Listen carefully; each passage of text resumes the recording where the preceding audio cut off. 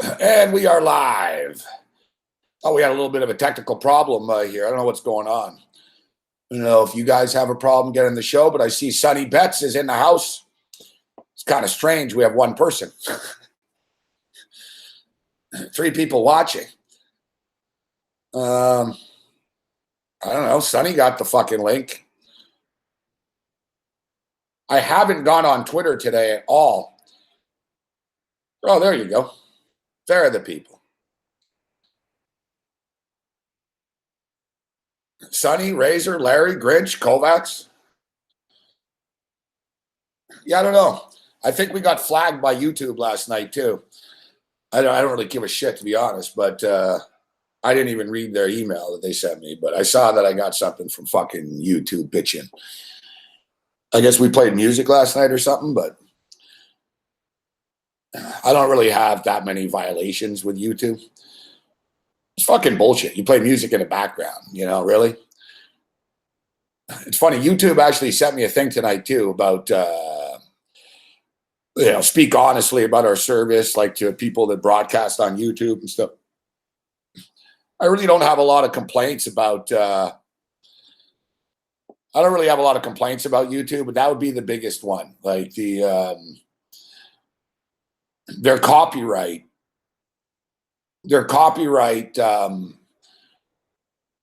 rules are too stringent. Listen, I've come around on it. I understand as somebody that creates content and stuff. It's not free, right? I mean, people create things. It costs them money to do it, So I'm not of the belief that, copyright law shouldn't exist. Yet, as I stated, it's not like we're playing the fucking videos or anything like that. If we fucking play the music in the background, we're fucking talking about music or something. I think it's a little ridiculous that it gets flagged. It's sort of like fair use. It's not, we're not profiting off of the music. We're not profiting off of the music, but nevertheless, we also didn't profit off our sports bets last night. I didn't bet today. I have money. I need to transfer money from my affiliate account at Bookmaker into the sports account here. I got to start weaning myself off of Bet365 and onto Bookmaker.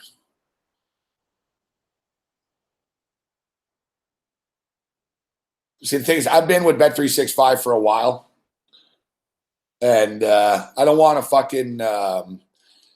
I know they'll shut you down and shit if they figure out you're fucking in the States.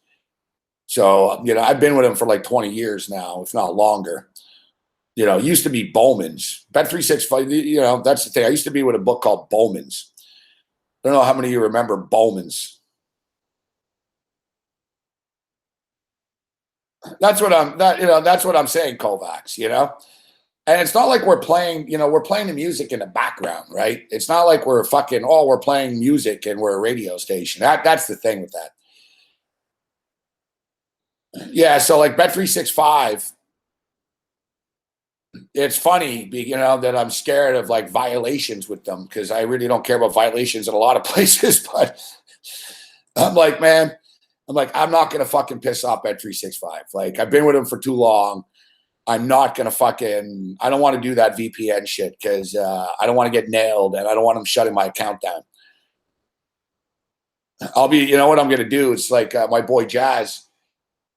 I'm going to just have him place my bets, and Cam. So I'm going to leave Cam my account number and it'll be easy. So basically I'm going to lose some of the in-game stuff, but that's okay. But I don't know if you heard David Hutton. I brought this up the other night. Bet365 is coming to America. Yeah, Bet365 is coming to America.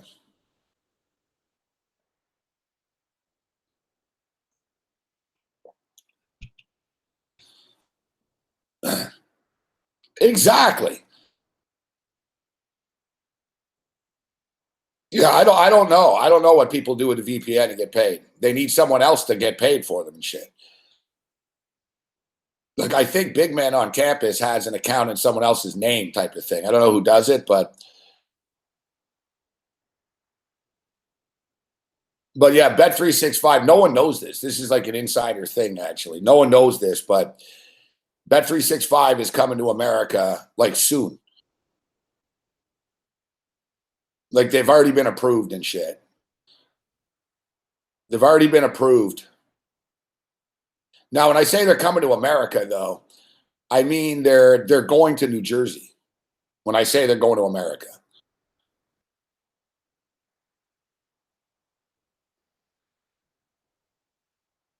they're going to New Jersey. So like, it's going to be pretty cool. I'm going to be able to have the fucking Bet365. Like, so they told me November. I know the guy actually is going to be running it, but like I said, it's not public and shit. So I'm not going to say names or anything. But like,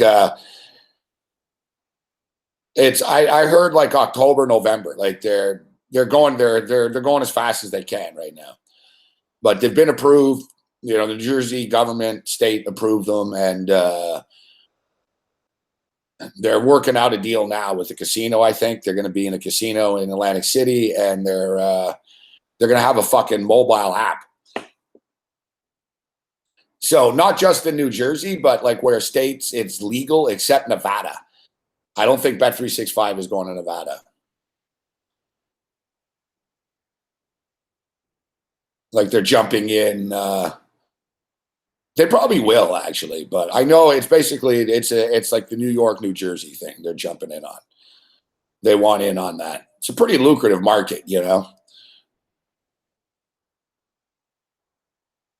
Like that FanDuel book over at the Meadowlands next to the football stadium is killing it already.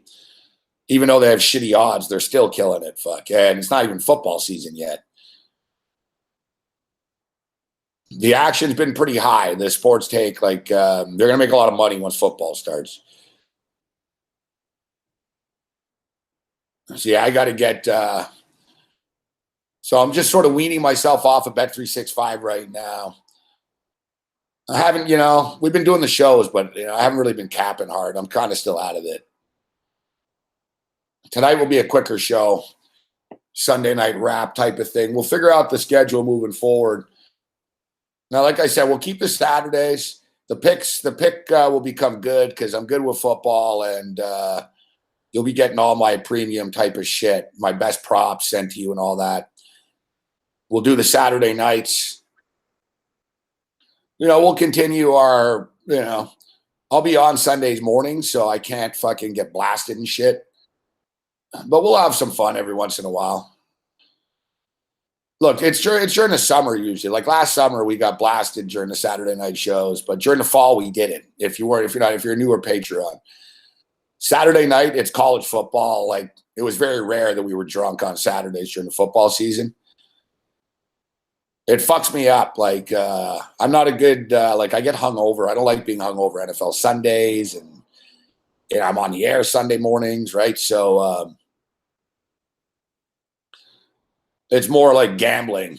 We have all the college football games going on Saturday night. It's good. Yeah, we watch the Hawaii game and shit, you know. But like Sundays, though, we're gonna have to shut the Sunday nights down. Like I'm not doing the betcast with SBR either this year. No betcast for me. Um, and I can't really turn around and tell them, listen, I'm not going to do your betcast and then just go on Patreon, against their betcast. But like Sundays last year, there was no Patreon, right? It's sort of a summer thing because on Sundays there's NFL, and I'm on Sundays. They'll have a betcast though, so the betcast will still be on. But what I was thinking is, look, I'm going to be working Sundays like in the morning. So I'll give you guys, I will do something Sunday nights for you guys in the Patreons here. I don't know. I'm up in the air. Like if I lower the price, but I don't really, if we lower the price, I really don't want like a bunch of assholes coming in. I'm kind of torn. I don't want to rip you guys off either, though, But, no one really has any complaints with the $20. So we'll keep the Saturday shows going. You'll get the picks all the time. And I was thinking on Sundays, I'll do like 30-minute type thing Sunday nights. Maybe like it's 7:00. You know what I mean? Like before the 8:00 game, I'll do a little video. I'll come on, give some picks,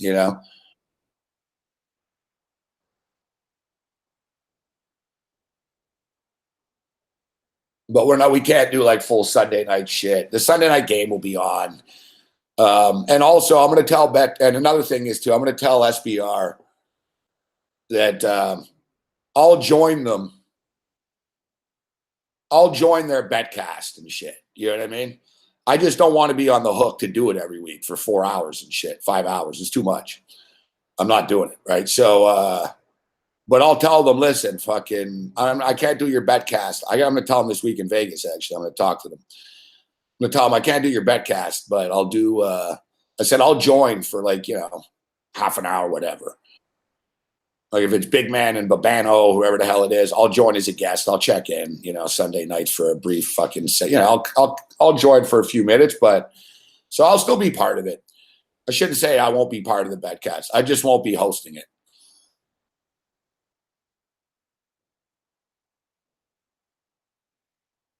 I just won't be hosting it. Like I said, I'm still I'm rattled, man. It's I haven't drank since this happened, so and now I'm hungover and I'm depressed and shit. It's even worse. That's why I don't like drinking when I'm depressed.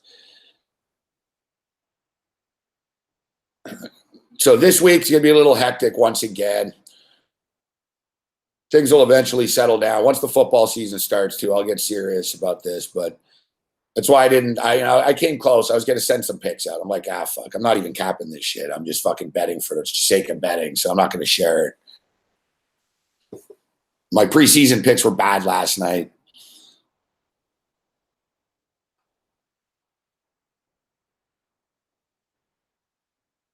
My preseason picks were bad. So I'm going to take a few days off here and sort of get ready for football.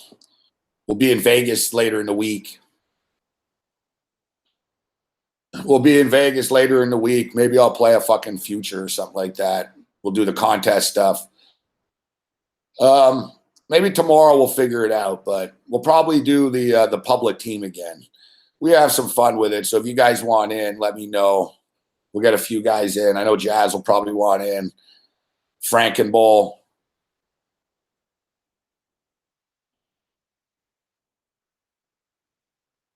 David Hutton, it's the calm before the storm right now, right? Like, look, I've had a great baseball season, but this has been one of my better baseball betting season. You guys know as patrons, pretty much on a nightly basis, man, we've been giving you guys 3-1, 4-1s. But the thing with that is it takes me hours to do it. Like gambling, and that's why my picks have been soft this week, is because I'm not putting any time in, right? I'm sort of looking at the spread and all right, I'll bet that and I'll do this, but I'm not putting the time in. And you need to put time in to win. You do. You can't just win by casually betting. If you do, you'll get lucky, but you'll lose. And like baseball, you need a couple hours. Like for me, it takes me about 3 hours to cap a baseball card.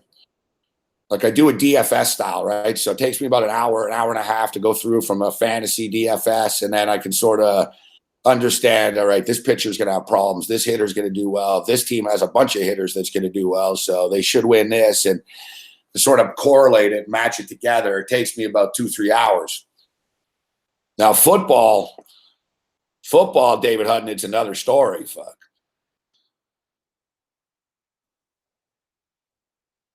Like football, I usually put in about 3-4 hours a day. Plus I'm on the air talking about it all the time, right? But pretty much like every night of the week during the football season, like on Monday night, I'll fucking spend, at after the show from 1 in the morning until fucking 3 in the morning or 4 in the morning. I'll start looking at all the college games, and then I'll go through each conference. All right, let me look at all the Big Ten games. Let me look at all the fucking Pac-12 games. Let me look, what am I missing here? It takes hours. And then Tuesday, and then by Wednesday, I'm sort of starting to, the puzzle starts to fucking become clear. All right, I'm looking at this game and that game, but I'm not locked in on anything yet. And then, by Thursday and Friday, it's go time, right? For me, Wednesday night is the big one. Mark Lawrence's playbook comes out on Wednesday. The playbook is a big tool that I use.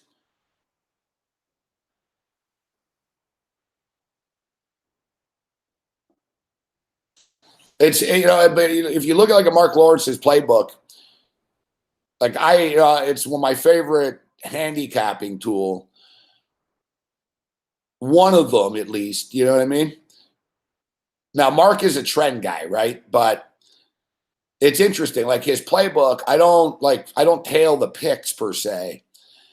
There's oftentimes I'm against him, but not, most of the time me and Mark Lawrence are on the same page. Like sort of like gamblers, are influenced by people, so to speak.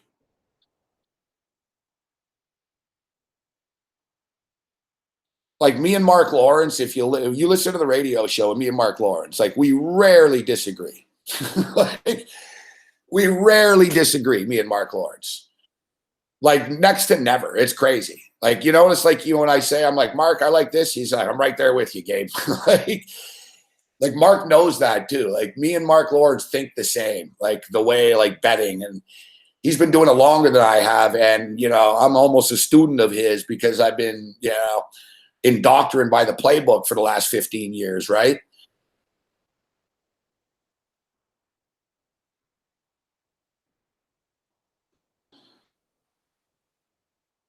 I thought often like Dave Malinsky as well. It was sort of Dave and Mark. And it's funny because when we finished in 8th place in the super contest, so did Mark Lawrence. But me and Mark Lawrence, we tie in the super contest. And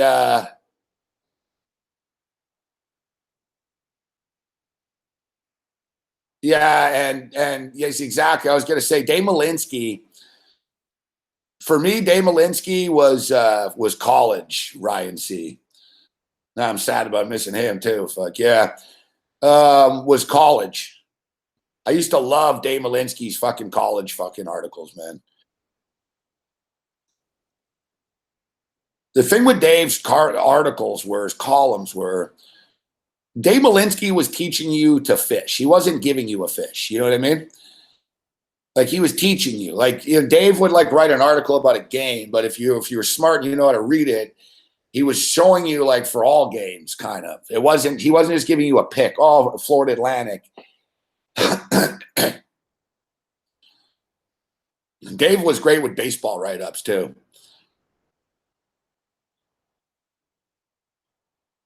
I'm a little bit behind this year, to be honest.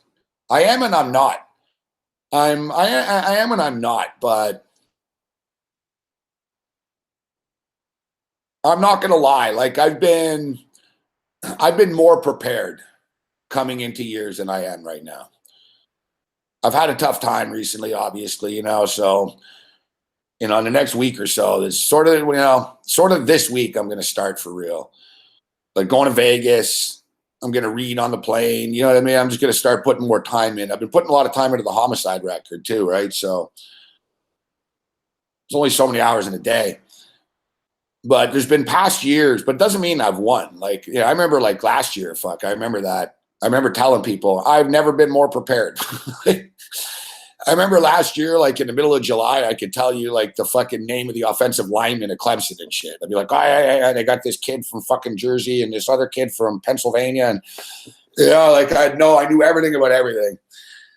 This year, I don't. I'm not going to lie. Like this year, I know a lot about a few teams. That's the way I've approached it this year. Like I haven't sat down and blasted through every conference yet. You know what I mean? I have with Mark Lawrence, and it's helped me, but I haven't done my real sit down yet. We do a conference every week with Mark. But I pretty much know there's like 10 teams in college that I sort of have circled. And I got to narrow it down a bit to the best ones. And I'm going to pull the trigger on some futures here. We were talking about it the other night. I look forward to the debate with some professionals in Vegas about this, about whether they like the futures or not. The season win total. I understand both arguments, and you guys know I'm an impatient person. I'm an impatient person, so I understand not wanting to wait, and even money kind of sucks. But that's the way the stock market works. And if you could double your money in 4 months, so now listen, the NFL season's a little long, right? The NFL season's a little long for like when you bet a future. So I'll be looking at college win totals, even though I'm tempted by a few in the NFL, which I'll bet. But I like the college ones. I think you have a better edge in college football, David Hutton, than the NFL. Now it's strange because I'm kind of in the minority in the sense. What's going on, Truth? I'm kind of in the minority in the sense that most people lose in the NFL. Like most people find the NFL to be intimidating and unpredictable and tough to beat. Like I don't. You know what I mean? Like the NFL has always sort of been my best. Like I'm a good NFL capper. You know, I'm like I do well in the NFL. Like on a yearly basis, year to year to year. Fuck. I'm not a good Super Bowl bettor. We know that. God knows we know that. Although I was on the Eagles this year. My Super Bowl, I'm turning it around a bit in the Super Bowl, but I'm a bad Super Bowl bettor. There's no there's no disputing it. Whoever I like in the Super Bowl, take the other team. Remember, like I was 2-6, in 8 Super Bowls, guys. Over the last 8 years, I was 2-6. I was like, I got to stop betting $10,000 on Super Bowls. Like, what am I doing? I never win. Like, I always lose a Super Bowl. And I always lose in painful fashion, man. Like, I was on fucking Seattle when they didn't run the ball. Fuck.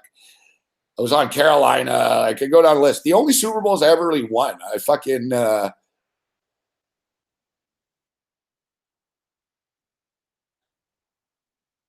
only one I ever won, I can look at them. Fuck, we'll go over them.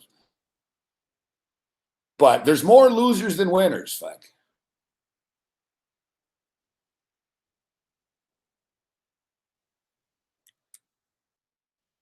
But NFL, I do well. I'm very good in the NFL playoffs too.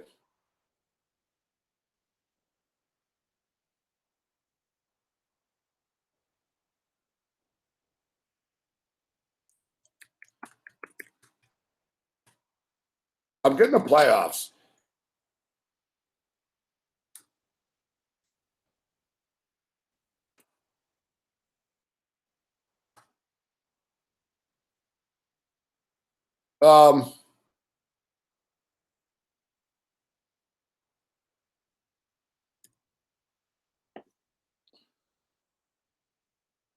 But one thing with me, I know what I'm good at and bad at, and I remember this shit.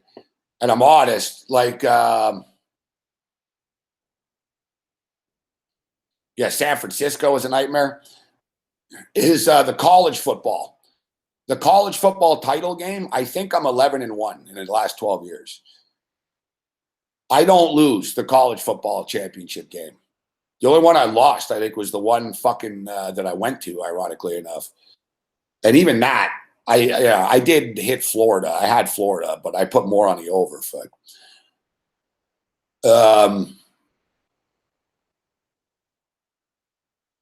Yeah, I'm very, very good at the college championship game. Like every year I nail it. Fuck. I have great memories of that in Vegas even. Like I remember like every year, fuck, was like the championship game, bam, I'd fucking hit it.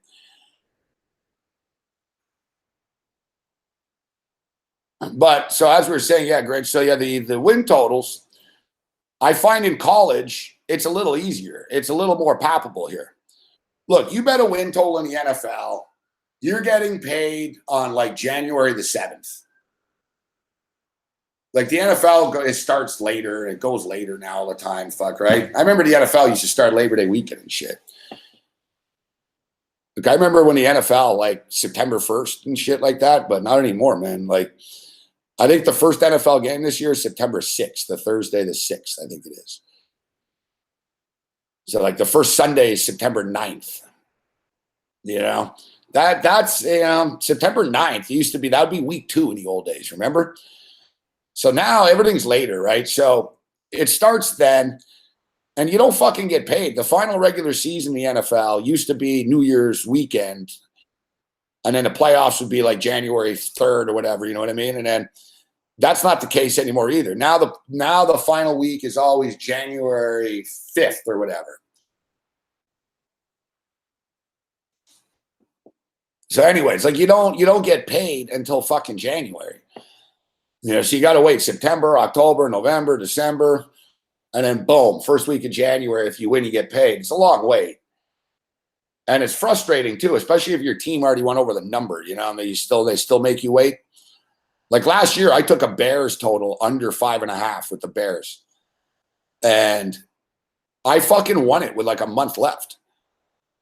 Like it was mathematically impossible. Like, you know, there was like 3 weeks left or whatever, and they couldn't get to 6. It was too late. You know, they only had 4 games left, and it was 3, whatever. And Bet365 didn't fucking pay me. Fuck.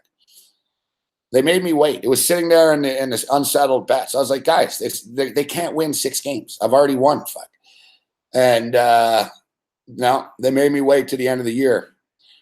Now, I was happy when I got it that day. I almost forgot about it. Fuck. I was like, oh, fuck, man. I got $500 coming tomorrow because the Bears, fuck. Finally, I'm getting paid for that. So it was good. But college is better because college, the season's not that long, man. It's only 12 weeks. It's fucking fast. You know what I mean? It starts September 1st. It's over fuck at the end of fucking October. Like, yeah, essentially. Like, mid-November, you get paid. Mid-November, you're getting paid. Fuck. You know, it depends on the conference, but they start, some teams are starting August 25th. Fuck. They're going to be done by fucking November 5th. Some teams play their last game is like November, the first Saturday of November is the last game for a lot of teams. Now, everything's sort of stretched out in college even now. You got your title games and shit. You know, like when does Michigan season end? Like when, let me look it up. When's like the Ohio State game? It's probably like November fucking 14th or something, maybe the 21st. You see what I'm saying, though? You put your money in September, you're getting it back mid-November. You're not waiting that long. Like, so Michigan's last game. It goes late, yeah. It's fucking, see, even college, they fucking stretch this shit out. Fucking bye weeks and shit. Michigan's last game of the year is the 24th.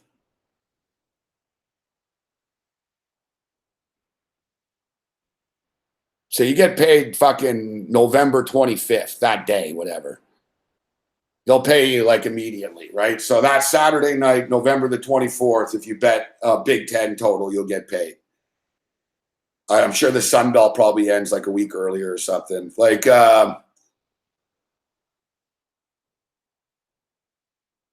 Army, Navy, you got to wait till fucking December 5th. They play that stupid fucking, they wait. Yeah, basically Thanksgiving, Ryan, exactly.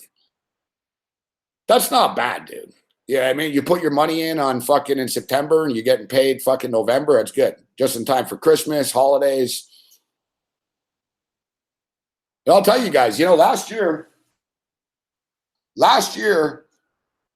remember I gave you Florida Atlantic. We went Florida Atlantic over last year, right? And it was only 4.5. They ended up winning 11 games. It was free money. It was a great pick. I'm seeing this year, their win total is 8.5 in some spots. Let's see, did Bet365 have this up right now?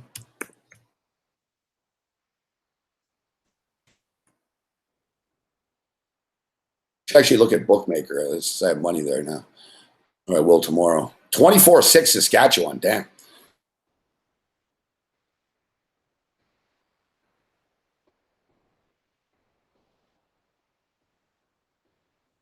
Oh, so we even have LAFC versus Colorado.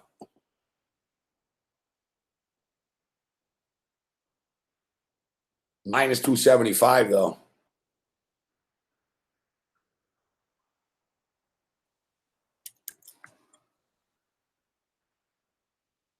Yeah, I'm just so like in football mode right now, getting ready for the NFL at college, be in Vegas this week.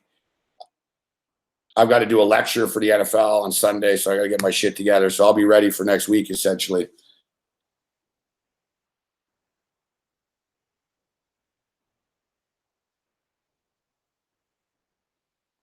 Florida Atlantic.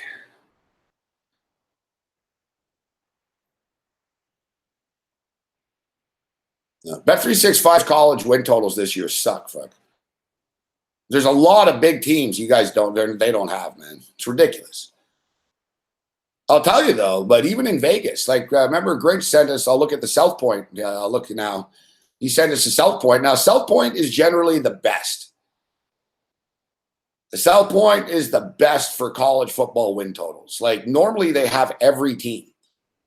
Like nowhere in Vegas really does that. Like the Westgate will have a lot of teams, but South Point was always the one that, no, you want to bet on a Louisiana Tech total? We got it. You know what I mean? Now, even South Point, I noticed they don't. They don't. Unless there's another sheet out there or something. But I noticed there was like, they're like, where's Tulane? Like, where can we bet a fucking Tulane total? I guess at 5 dimes. There's a few offshores, I guess. Like, come on, man. Like, Florida Atlantic are a big-time team, man. Like, I know it's Florida Atlantic, but whatever. Fuck. They won 11 games last year. They're playing Oklahoma, in week 1. They're playing the Oklahoma Sooners. Lane Kiffin is their coach. Yeah, you can't put a fucking win total up for them? Come on. Like, Bet365 doesn't have a win total for Florida Atlantic. Like, that's ridiculous. They're a high-profile program. Fuck. But anyways, I'm seeing 8.5 for them.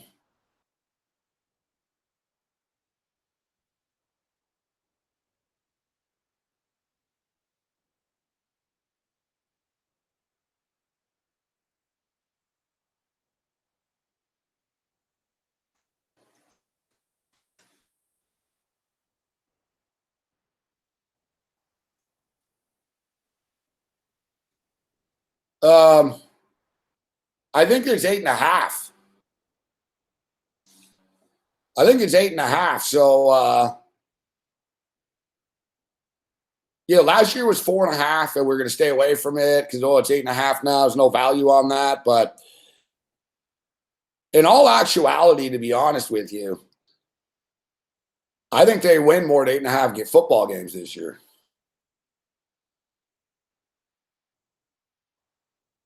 I think they win more than 8.5 football games this year. I don't think they're going to beat Oklahoma. I don't think they're going to beat Oklahoma, but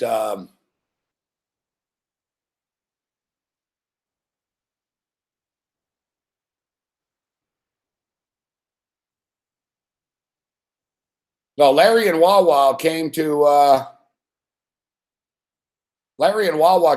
Minneapolis.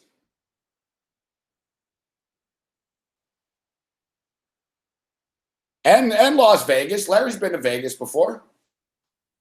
You haven't come to Vegas in a while, Larry.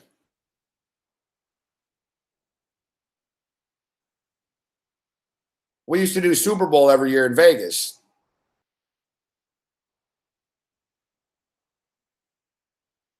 Where were we this year? Oh, Costa Rica, yeah.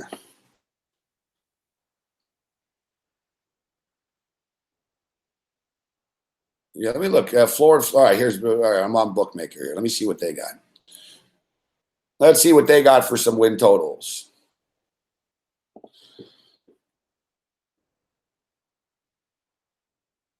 All right, college football. NCAA season wins. There we go.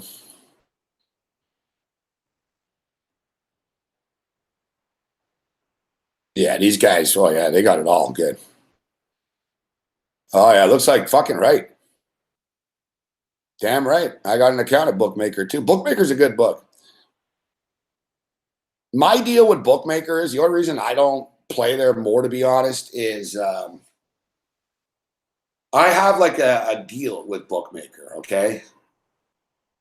So like I have an affiliate deal with them, and they only fucking pay me in fucking cryptocurrency.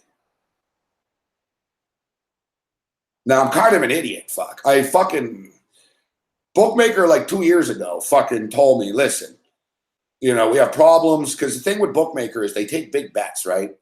And a lot of these books' biggest problem is they have a hard time paying people. And it's not because they're trying to stiff you. Like Bookmaker's been around forever. Right? They don't rip anyone off. Fuck. Bookmaker's legit. You can trust them with your money. Like these guys take big bets. Fuck. But the problem is like they have a hard time like processing money. Fuck. So they prefer if you do the cryptocurrency. So they told me like, listen, fuck, since you're an affiliate, whatever, we're paying all affiliates in Bitcoin now. This was like years ago too. And I was like, well, I prefer to cash. And the guy told me, he goes, I'm telling you, this Bitcoin is going to be worth a lot of money. He goes, it's going to be good for you. He goes, just take payment in Bitcoin. It'll be worth it. And I didn't. I was like a stupid idiot. And we saw Bitcoin went way fucking up, right? Another great decision in my life I made. But if you open an account at Bookmaker, like they'll pay you in cash or like check or whatever. Like they have different ways of processing. It's just for me, right? So that's what I didn't like.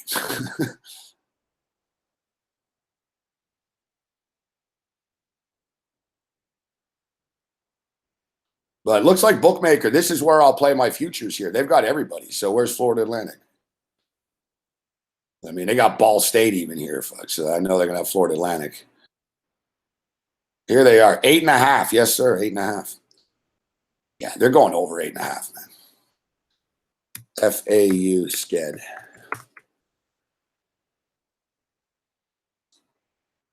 I do. I punch in Florida FAU sked. I get their their academic schedule. Fuck. Like who the fuck wants the academic schedule? Come on, man. I'm not a student there. I want their football schedule. Here we go. Ugh. All right. It's not easy, their schedule, though. They open up at Oklahoma Saturday, September 1st. What are they getting in that game? Let me look this up now. See, that's what I'm talking about. Now we're getting something. Now we're talking college. What are they getting, Florida Atlantic? I think they were getting 18, weren't they?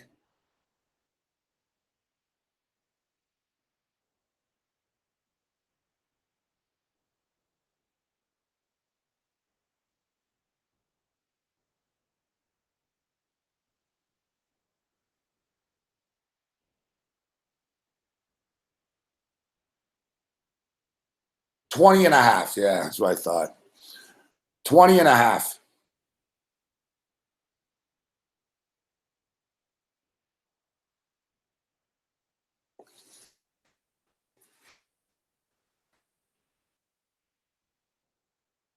I think they're going to cover. They're going to cover the 20 and a half.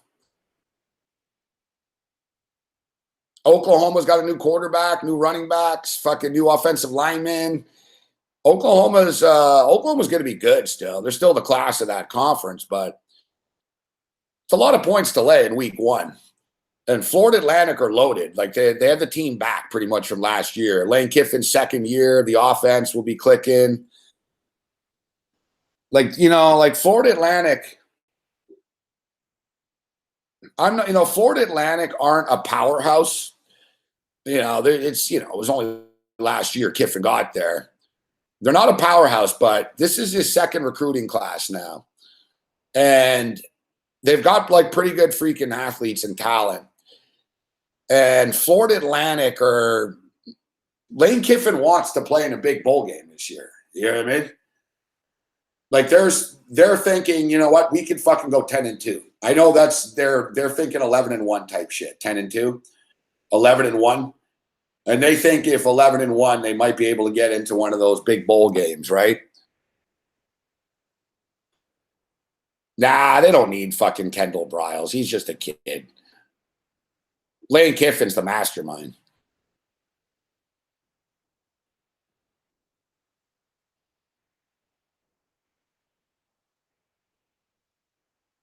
So I'm just stating, they're not.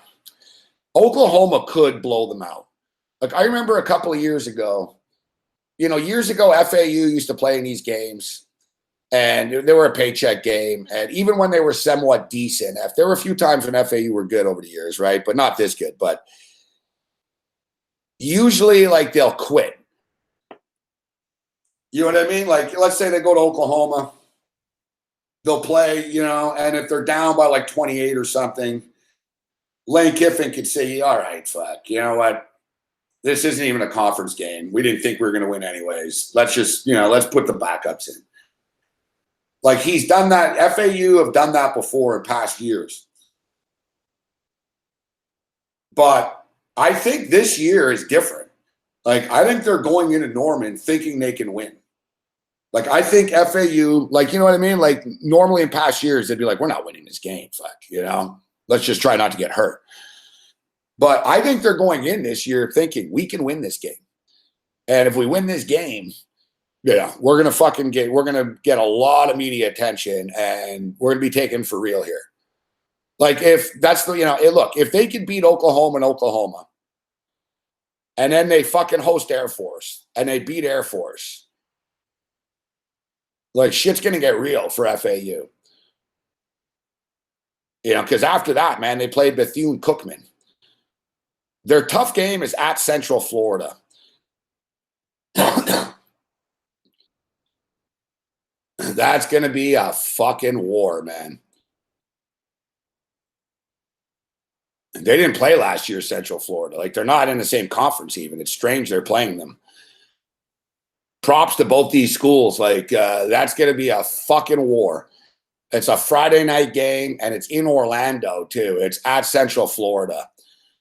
So when I'm saying that they're thinking 10-2-ish, that's – so, look, let's say they lose to Oklahoma. They host Air Force. It won't be easy to beat Air Force, but they could beat Air Force. They'll beat Air Force. They'll have a hard time stopping Air Force, but Air Force will have no hope in hell of stopping FAU's offense. So they'll beat Bethune-Cookman, obviously. They're going to be fucking 50-point favorites or whatever. They'll be fucking 2-1 most likely, and then they get UCF. UCF lost their coach. But they didn't really lose like all that many players, really. UCF are an interesting team this year. Like people are sort of forgetting about them, like it was like last year, and Frost is gone. So, but their offensive line is pretty much intact. Their quarterback is back. Their Josh Heupel's their new coach, who's a fucking nut job offensive guy too, that fucking wants to fucking put 76 points up on the board. Like Heupel's fucking like an insane fast tempo guy, faster than Frost. Like that's the whole thing. Like you look, Heupel was running Missouri last year's offense, right? Like you look at, and they put 51 points a game, and in the SEC, fuck. Word out of Orlando, they're like, well, Frost isn't here anymore. What's the pace of the offense? They're like faster. They're like, really? Because it was pretty fast last year, my man. You watch UCF, like they snap the ball right away all the time. And they said, oh, yeah, it's even faster now. Like fucking.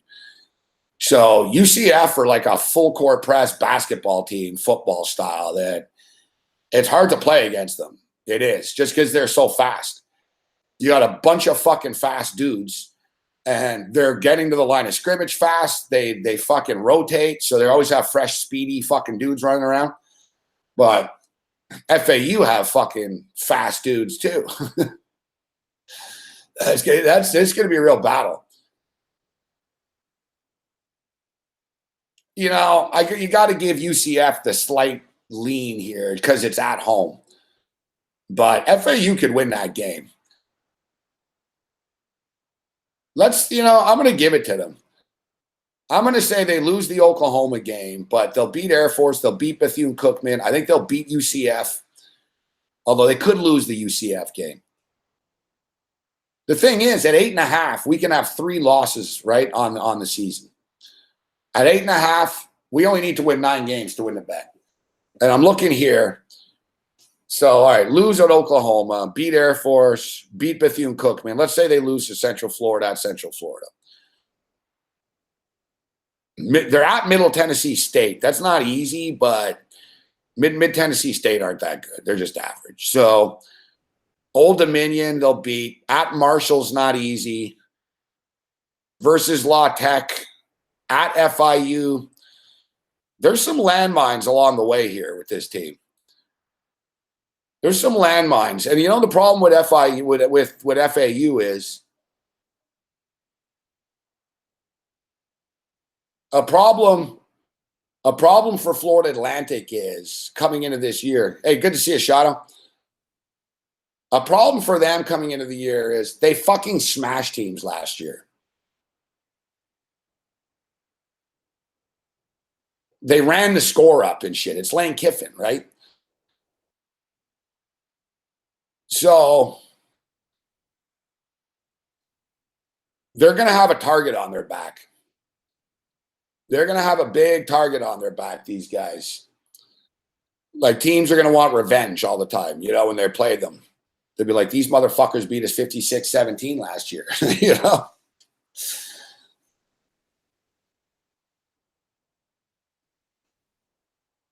And it's not just the revenge factor. It's another thing is people know they're good now.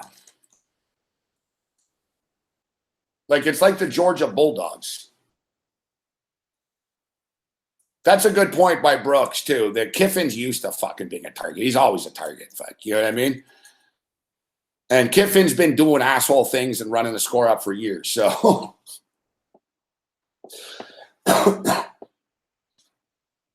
he's still a weirdo, Kiffin, too. Remember last year he went for 2 against Navy.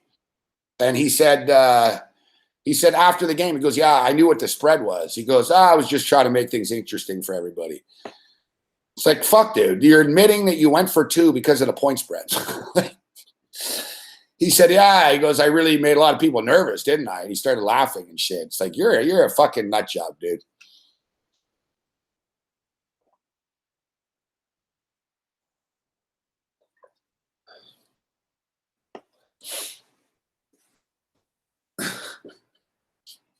You know, one thing, though, I don't know if you guys know this. I'm telling you, I think they can fucking nearly beat Oklahoma. I think they're going to give Oklahoma a fucking scare, man.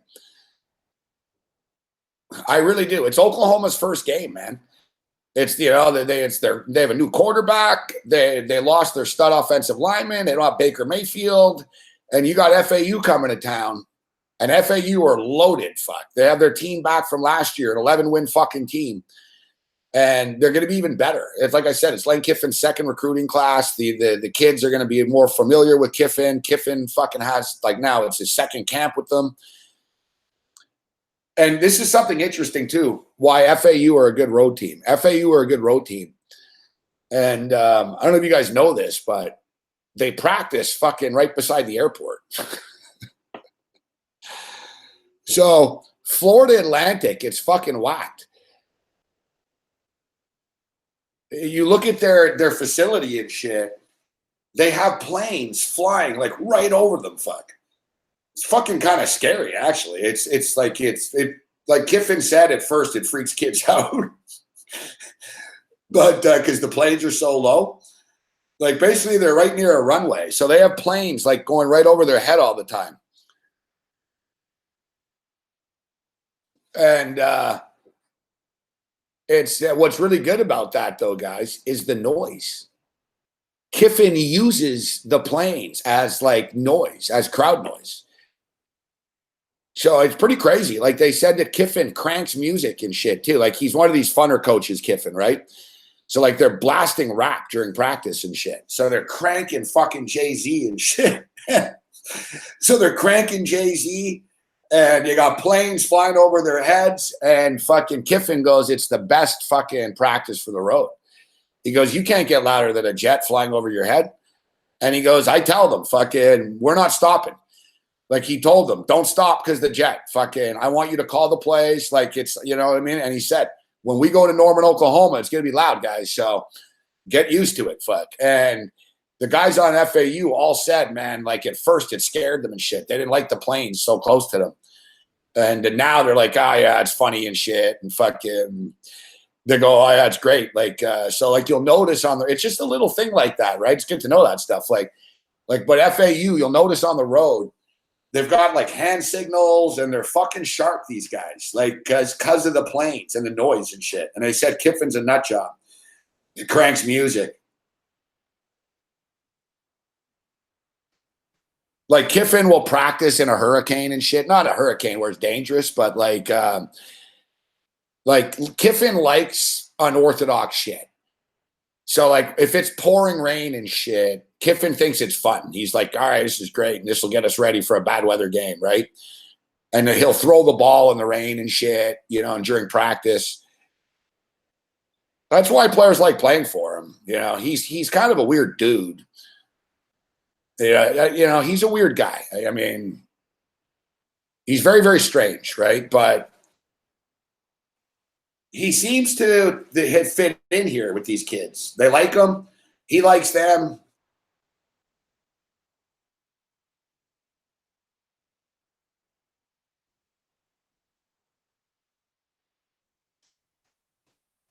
You never hear like kids fucking saying, you know, like Kiffin's not going to kill anyone. You know what I mean? You'll never hear kids say, oh, Kiffin ran us into the ground. He's an asshole or whatever. Like, thing with Kiffin is he's very aloof and he might just leave. Like, that's the thing with him. Like, you know, like Kiffin's the type of guy that'll just sort of like walk into your office and say, oh, yeah, by the way, I'm fucking leaving. I just took the mayor, you know. But honestly, if you look at Lane Kiffin, Texas is going to kill fucking Maryland, truth. Texas is going to kill him. Yeah, like if you look at Lane Kiffin, what's he ever really done? Like, you know, he has this reputation that he's the biggest asshole in college football, but I don't know. I mean, he upset some people in Tennessee. He was an asshole in Tennessee, but if you look at the Raiders, he did a pretty good job. And whatever, fuck, he got into it with Al Davis. Who hasn't? You know what I mean? Who hasn't? Basically, Lane Kiffin didn't take Al Davis's shit, and Al Davis doesn't accept that. Al Davis is like Trump, right? Like that's like Hugh Jackson. Hugh Jackson was actually 8-8 with the Raiders, fuck, all right? And the Raiders were shit. Like Hugh Jackson was once a good coach. And Hugh Jackson said something once about the Raiders negatively, fuck, at a press conference after the game. And boom, he got fired, essentially. That's why, like Al Davis, you got to be a yes man to be the Raiders coach.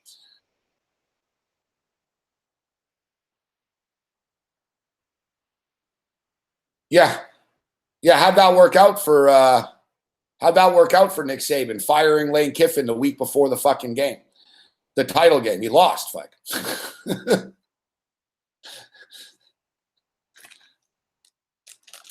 And that's what I was going to say. Like, what did he do at USC? Fuck. USC left him at the fucking airport. Fuck. Like, that's not Lane Kiffin. You know what I mean? Like, I'm just saying, like, Lane Kiffin, kids like him. Like, he doesn't have a problem with kids. He doesn't have a problem with players. That's why you know what I mean? He has a problem with his management, his boss, usually. Like, Kiffin is sort of a cocky guy, and I don't think he takes shit. And I don't think like guys like Pat Hayden and shit at USC basically like Kiffin cop an attitude back to him, right? I think Kiffin like fucking fire me if you don't like it, right? And then they did. You know, the Raiders, what did he do? He didn't do anything wrong with the Raiders. He was pretty good. Like he was pretty decent coach. Like he didn't do anything wrong. But he clashed with Al Davis. And you know, Tennessee was his darkest hour. And even there, whatever, he basically just pissed off like a bunch of the alumni and shit. And he was kind of an asshole at Tennessee to everyone, and then he split.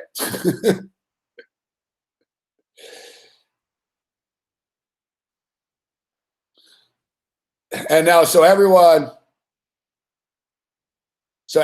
fucking said after, oh, fuck Lane Kiffin. No one's ever going to hire him and shit.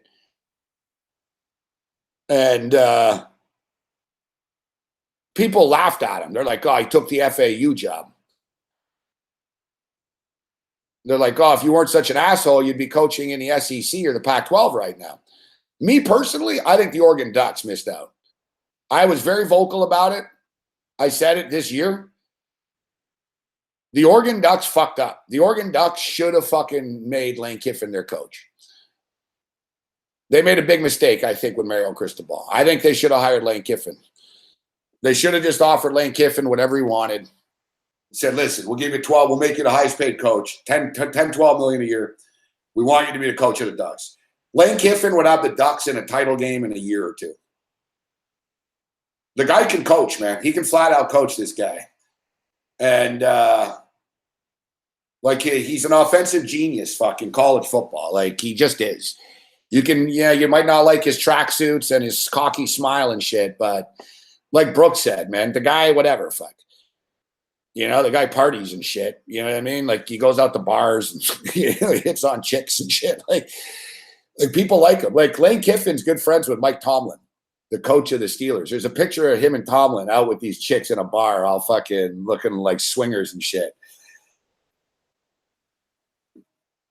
Like people that know Lane Kiffin all like him. Like other coaches, like I said, like people get drunk with him and shit, right? So I thought that the Ducks should have hired him.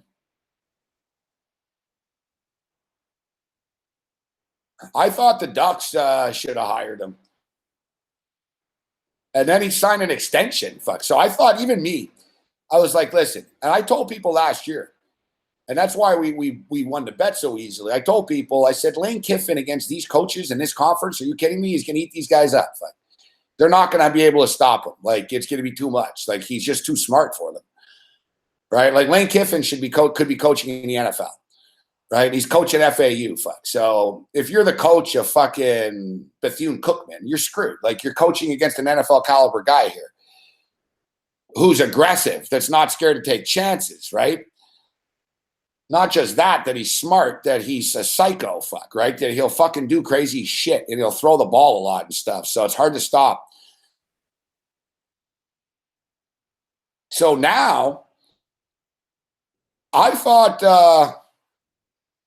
he had to leave. I thought he would leave. I thought he'd be like, look, I won 11 games at FAU. Fuck this place. I'm going to go I'll go to Oregon. I'll go to the Pac-12. I'll go to a bigger place. I'll go to Oregon State or whatever. I'll go to a bigger program now. And he didn't. He showed loyalty to FAU. He went to them and he said, I'm serious. He goes, I'm serious. He goes, I want to get to a championship here. I want to win a championship. And they're like, you want to win a championship with Florida Atlantic? He's like, yeah, I think we can win a championship here. And look, he scheduled Oklahoma. Like they're not pussies. Fuck. You know what I mean? He's playing Air Force. He played Navy last year. He played they played Wisconsin on the road. So like Lane Kiffin, his strategy is if we can win one of these games, and I don't think he's thinking this year. I think he's probably building to next year or the year after. It's going to take him a few recruiting classes, right? But I think he's thinking, fuck, if we could just beat like an Oklahoma, like even this year, they beat Oklahoma, man. Special things could happen for them, fuck. No, I'm not in a hotel, Reckless. That schedule's not easy, though.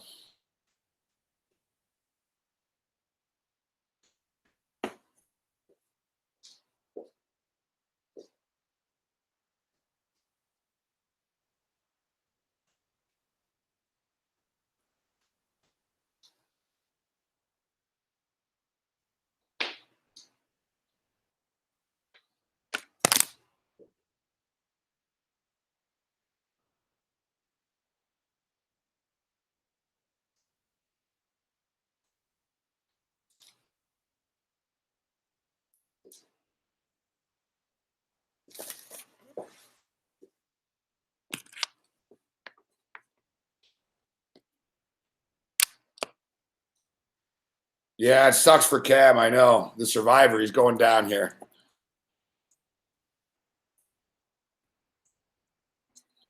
Yeah, he got into it with Nick Saban. Who doesn't get into it with Nick Saban?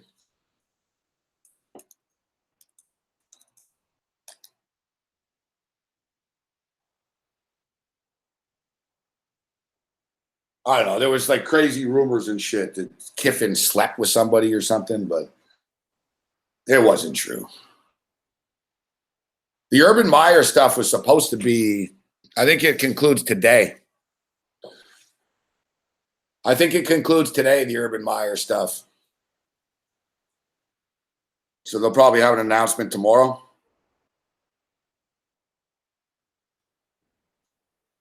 Look, I think they're gonna they're not gonna fire Urban Meyer, but I gotta tell you, the fact that now we find out that the guy was sending dick pics from the White House and shit, it makes it worse for Meyer. It does. You know what I mean? Like, it's not just, oh, well, you can't blame Urban Meyer because somebody hit his wife. Yeah, but the thing is, we go back. Urban Meyer knew about it at Florida. He says he didn't, but he did. Urban Meyer lied about when he knew. He clearly protected this guy for years, right? I mean, like I said, he brought this guy with him. This guy was with him at Florida, and the guy beat his wife up, who was pregnant at the time at Florida. Lane Kiffin, Urban Meyer knew that. Urban Meyer brought him to Ohio State anyways, where the guy was a serial wife fucking beater. And now we find out, and don't tell me the Meyer didn't know, and now we find out the guy's sending dick pics from the White House, and he's like a real pervert. He was getting sex toys delivered right to the Ohio State offices. There's no way Meyer didn't know this shit. Like,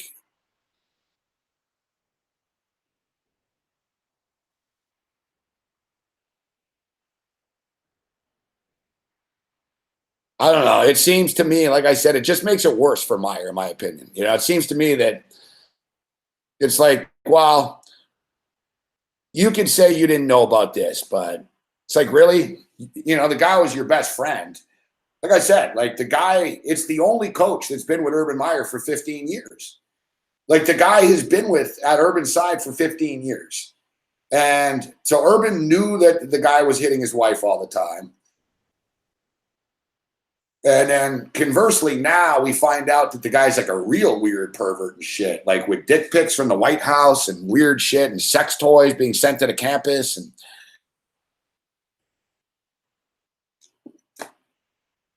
now, at least the guy didn't do anything to any of the students or anything like that, right? I don't know. I'm kind of torn, with Urban Meyer on this. Like,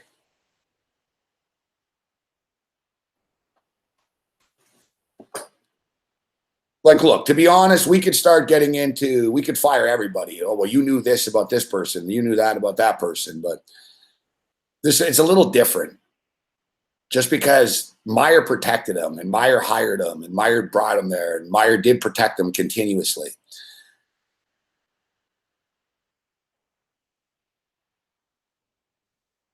I don't know. You know what I think the best thing would be? Is to suspend Urban Meyer. I don't think he should be blackballed and his career should be over. I don't think his career should be over. But at the same point in time, I think he should be out of the game for a year. I think he should be out of the game for a year to evaluate, how he got there and just do things a little bit cleaner here, I think, he could use a year of reflection. It's like Urban, exactly, Grinch. Like 1 year off. You know what I mean? You're not fired, but you can't coach this year. You can't coach this year, And it's not just this. Like, I'm not blaming him for Aaron Hernandez, but Aaron Hernandez is one of his guys, all right? Like, we talked about it. You know what? Fucking 31 players got arrested 52 times with the Florida Gators under his watch. and like murders and rapes and like serious shit. Fuck, right? It's like, it's kind of the irony, but Meyer, you've been recruiting scumbags for fucking years now. It's kind of ironic that it's a coach that's going to bring you down here, but I don't, like I said, you're not Joe Paterno. It's not, this isn't Art Briles type thing.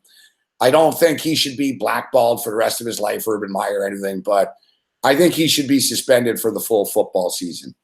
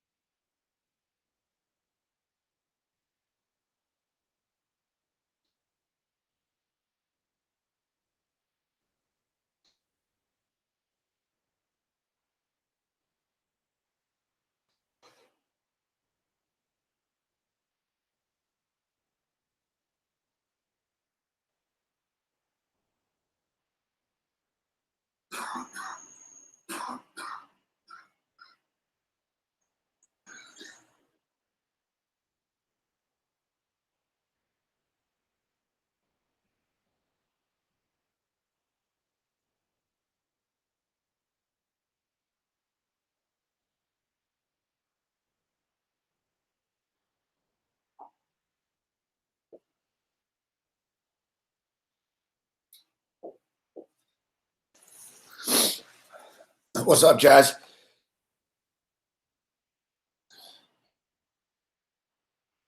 Yeah, looking at this college football board, we're going to be there this weekend, right? So this shit's for real. Hawaii gets 14 at Colorado State. Wyoming lays 4 on the road at New Mexico State. I'll tell you what, that here come the Stampeders too. Good bet getting in on the end game on the Stampeders. They're plus 7.5 right now. I'd take that. I bet you they come back. Wyoming and New Mexico State. We'll be in Vegas for that game too. We'll be laying it down. I know Wyoming have a very good defense. The total of this game is 46. It's pretty low. Pretty fucking low, man. Like New Mexico State's defense is not any good. And New Mexico State's offense is very good too. New Mexico State can run the fucking ball. Wyoming are going to have their hands full here. The thing with Wyoming is they lost Josh Allen, but they're pretty much stacked like Wyoming are. Like, you know, they have like everyone else is back. They just sort of lost their quarterback, you know? So, you know, I don't know how this new kid's going to play. He won't be as good as Josh Allen, obviously, but and speaking of Josh Allen, Josh Allen's had a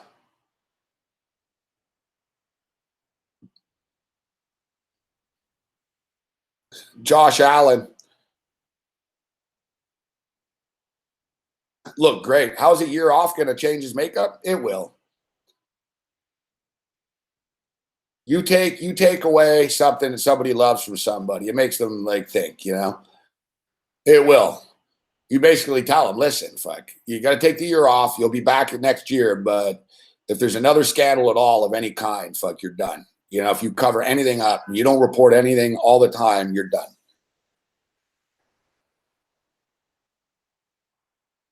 So yeah, Josh Allen's looked really, really good. He looked really good the other night. Now, you can't get carried away. It was against the Cleveland Browns, fuck. No, I never took a year off. He left Florida, fuck. He stepped down at Florida because he said health. He was lying. He just wanted to get away because of all the fucking the legal shit. He said health, and he goes, I've been coaching football every day for 30 years or whatever. I want to spend time with my family. And then whatever, fuck. Two months later, he took the fucking Ohio State job. Yeah, he bailed. Like basically, it was, you know, that's what these coaches do. They'll run a program into the ground. Look, Florida's never recovered from the Urban Meyer era. They won when he was there, but you know, there was so much negativity and arrests and fucking scandal and fucking Aaron Hernandez and you know.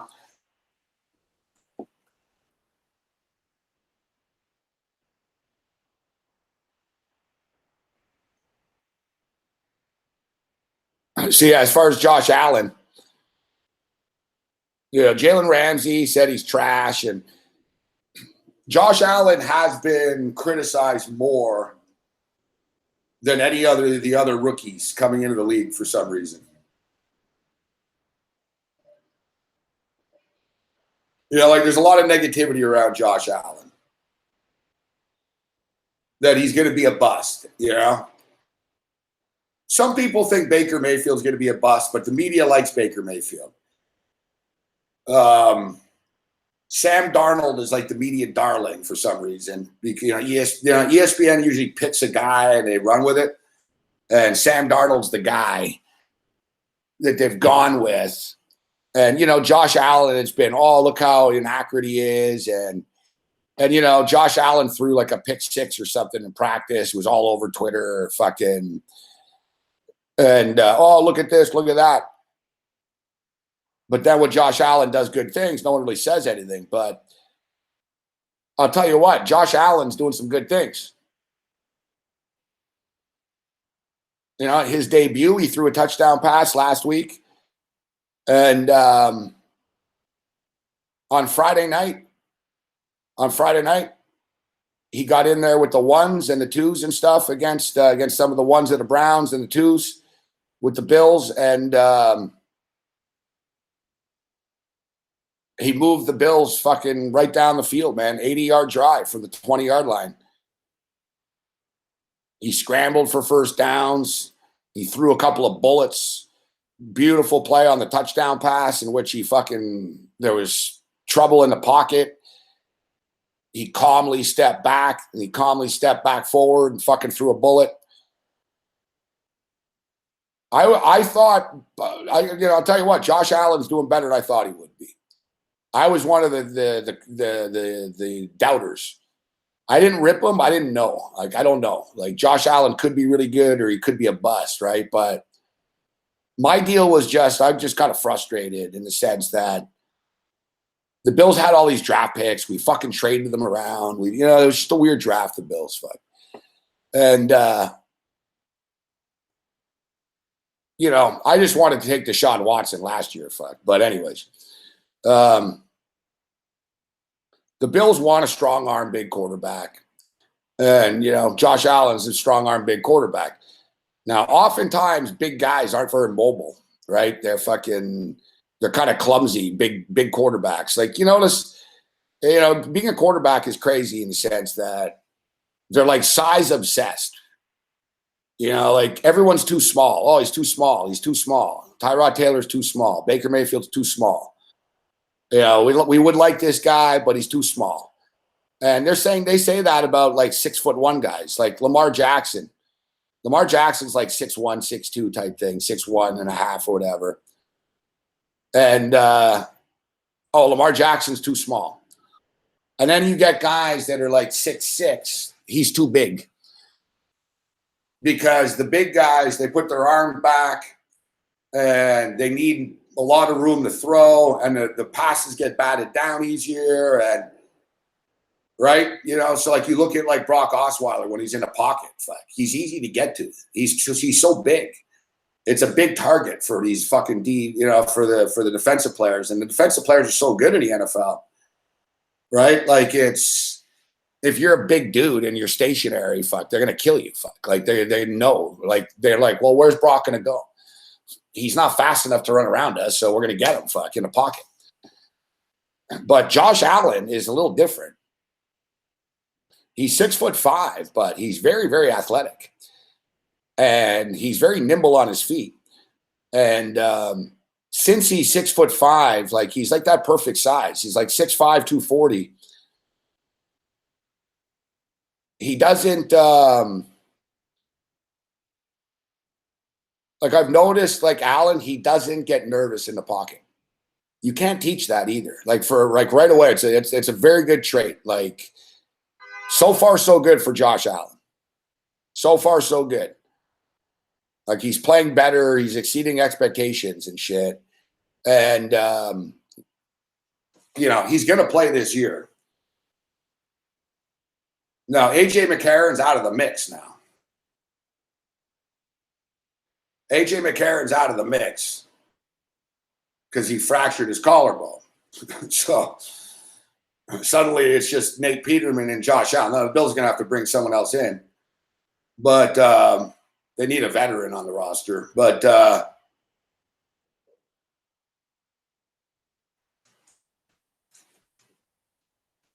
Nate Peterman's looked pretty good too.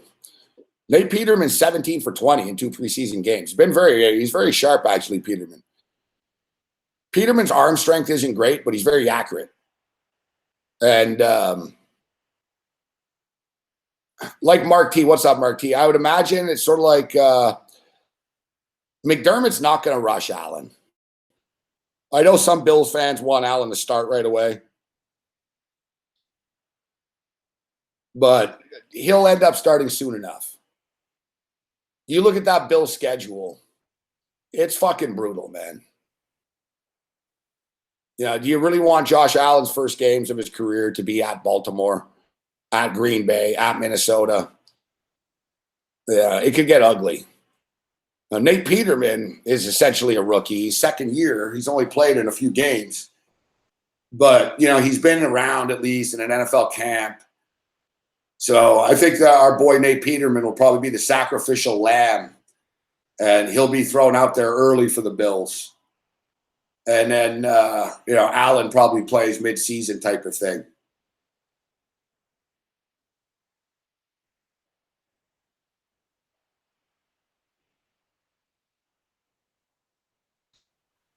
Yeah, he's over that, David Hutton. It was a bad day.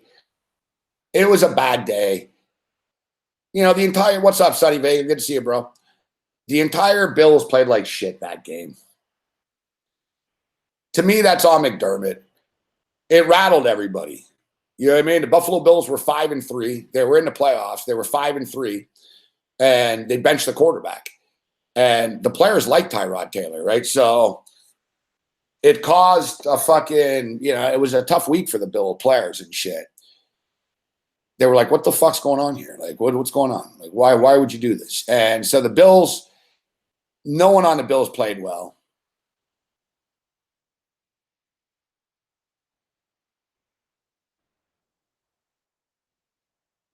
And out of the 5 interceptions, like the first interception of the game that he threw, fucking the fullback, Mike Tolbert should have caught it. Mike Tolbert was one of those clumsy fullback deals, right? He it bounced off his fucking hands. It wasn't Peterman's fault. There was another one, same shit. One of the Buffalo Bill wide receivers got alligator arms and fucking tipped it up in the air instead of getting it, and it went right to a Charger. Two of them were not Peterman's fault.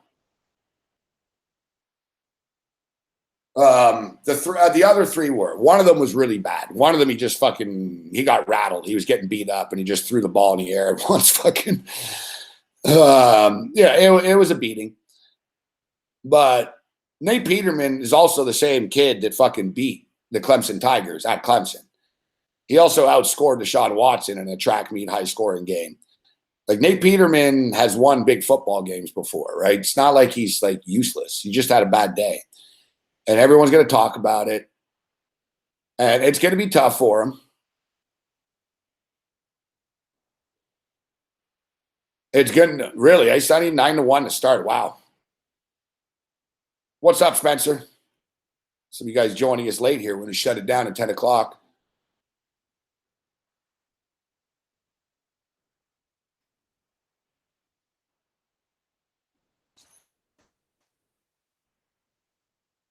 I've been telling people all summer that Nate Peterman would be the starting quarterback. How about them Argos, huh, Spencer? I knew they would beat the Lions yesterday.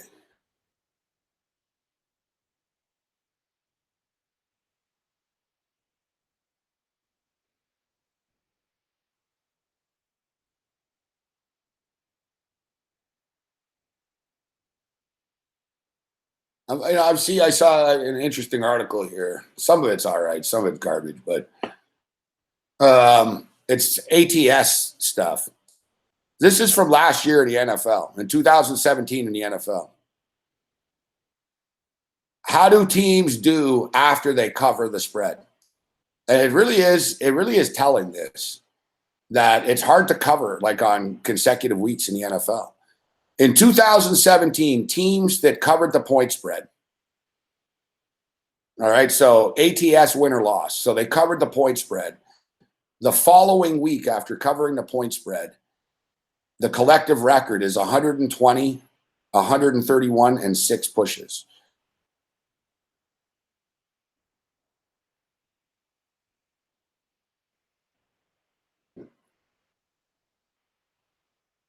So it basically shows that teams, they rarely cover fucking back-to-back weeks. The best team in the league last year at it was the Houston Texans. They were 3-1 after they covered the spread. The worst team was the New York Giants. They were 0-2. They only covered the spread twice and then didn't cover the spread again after, you know what I mean? If you go back, we always talk about Mike Zimmer. This is a good example of why Mike Zimmer, I always tell you, Mike Zimmer is the best coach against the spread. Since 2013, the Minnesota Vikings are the best team against the spread after covering the spread. So, like, if the Vikings cover the spread, the following week they're 25-17 against the spread. The worst team in the NFL after they cover the spread is the Tennessee Titans. Since 2013, the Titans are 8-20-1 against the spread after they cover the spread.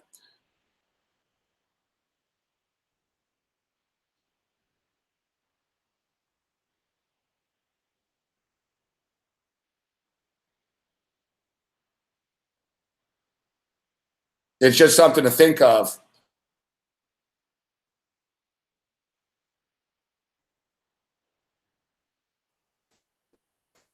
It's something to think of, this year when capping, when, like, if the Miami Dolphins cover the spread one week, they're probably not covering the next week, And it's funny too, because this is sort of why I'm kind of successful in the NFL, and I think you guys can be too, is that people bet the NFL on what they saw last all the time. That's the problem. People will say, "Oh, look at the the Bengals are getting 9 points this week. I'm going to bet against the Bengals because look at last week how terrible they were." Like, people bet the NFL from what happened the week before all the time, and that's why they lose. And then they're all shocked. I can't understand this. Last week the Dolphins looked great, and now this week they suck against a shitty team. Why? How does this happen?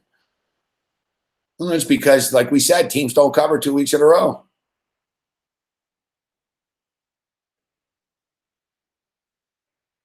Teams on the road the first 2 weeks of the season in week 2 are 0-12 against the spread. Wow.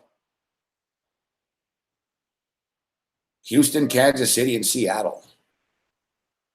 Now, we debated, nice, thanks, Money Tank, good to see you too.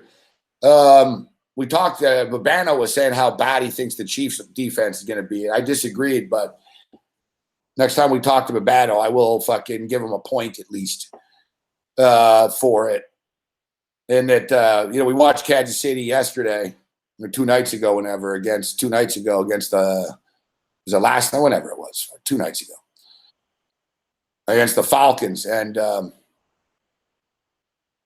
Kansas City won the game. But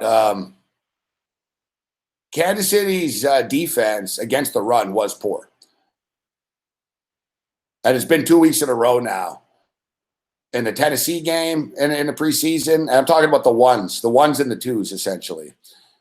The ones and the twos. And the Chiefs played their starters in the first half this week. And the starters for the Falcons fucking ran the ball down their throat. Like, the first fucking few drives, the Kansas City number ones couldn't stop the Falcon number ones on the ground. And they got pushed around also against Tennessee in week 1 in the trenches.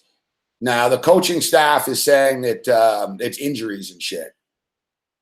We're like, no, it's fine. And the Chiefs were missing 2 starters. 2 starting linebackers didn't play. But it's still a little bit of a concern. It does look like the Chiefs, you're going to be able to run on these guys a bit. Now, fortunately, nobody runs in the fucking NFL anymore. So we'll see if the teams in the AFC West figure it out and say, in the West, figure it out and say, the Chiefs can't stop the run, so let's just run. But no one runs anymore. Like, NFL coaches are stupid.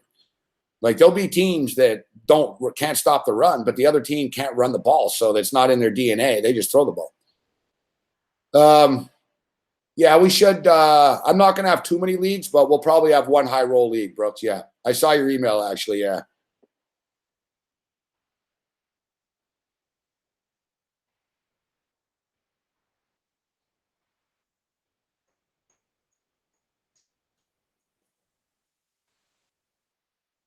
Well, the thing with the Chiefs is, look, they're opportunistic, the Chiefs.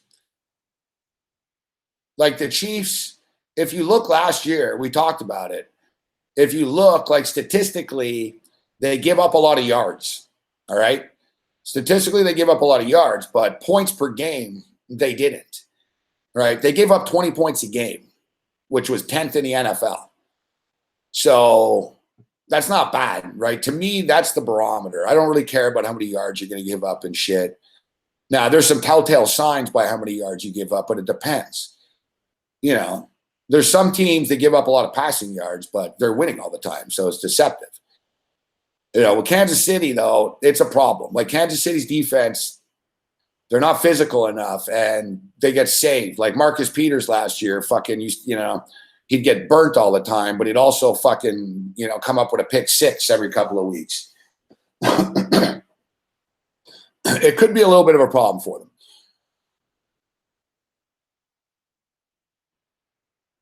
But, you know, you look at the division that they're in,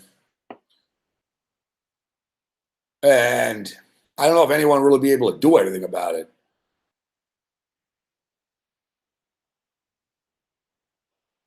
I think they're the second best team in the division.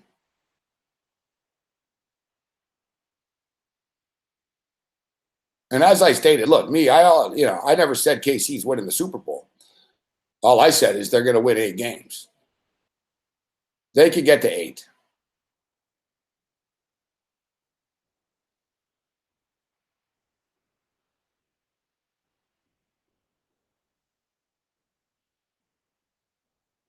They could get to 8 games.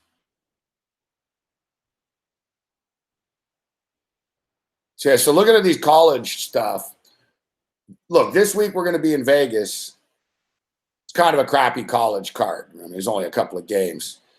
So it's Saturday, September the 1st is when shit gets real. We'll be in New York, too. We'll be doing the TV show that morning with our best bets and stuff. And I'm looking at all these underdogs, man. Really catch my eye here.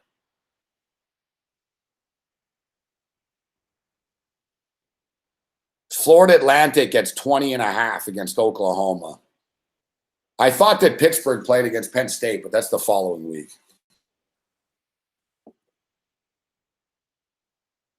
I see that it's App State at Penn State, minus 23. It's a lot of points, but I wouldn't be suckered into it. Fuck. Penn State will probably shut App State out. I took App State last year against Georgia in week 1. It was very frustrating. Fuck. I was in Vegas too. I remember watching a game. It was frustrating. Like App State roll over in these games. I know they beat Michigan years ago and shit, and people hang their hat on that, but like if Penn State starts kicking the shit out of them, you'll see fucking App State will put their tail between their legs. They quit against Georgia last year. It was frustrating. I was getting the same type of number too, man. And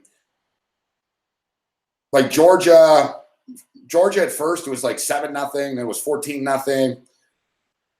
And that was 21-0. And it was like, come on, App State. If you'd score one damn touchdown, I could cover the spread here. Yeah, but they couldn't. They just couldn't. Fuck. I'm not in a hurry to lay to 23 with Penn State, but I'm not taking App State. I thought when I saw Penn State minus 23, I was like, oh shit, is that against Pittsburgh? Because I think they're laying like 18 in week 2 or something at Pitt, or 20 points in that range, at least in the advanced lines. And I think Pittsburgh, I don't think Pittsburgh's going to beat Penn State, but I think Pitt will fucking cover the number there. I do think FAU will cover the number at Oklahoma. It's too many points, 20.5.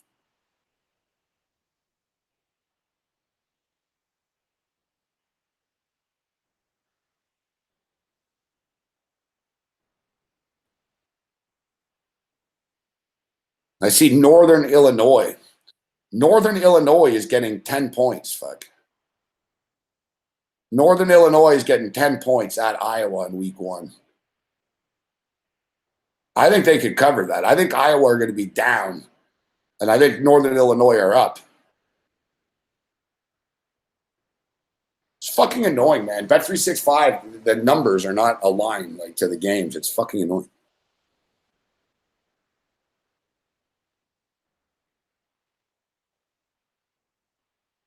You got UNLV and USC. I'll take UNLV plus the 18.5 in this one. We'll also go over the number there, 54. That game's going to go over the number, 54.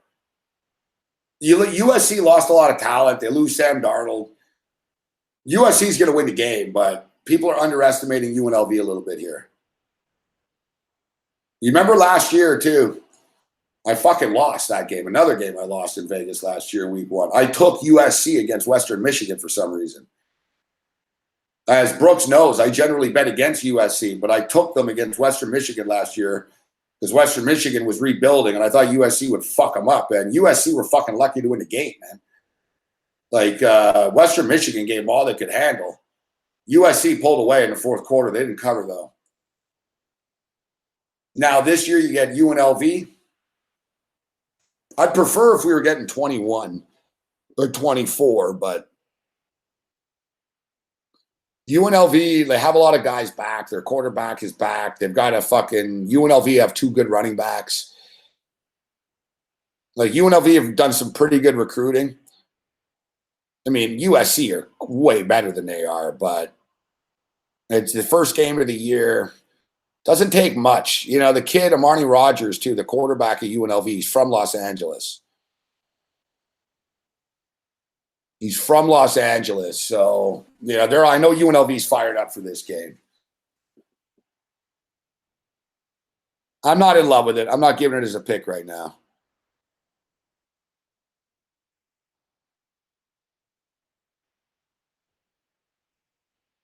Oh, excuse me. See, the numbers are all whack. It's 25. See, this is fucking Bet365. It's crooked. It's 25 points. I got to click on the game and then see what team it is. It's my bad. There we go. I thought it was 22 or something like that. It's 25. There we go. Yeah, I love UNLV plus the 25.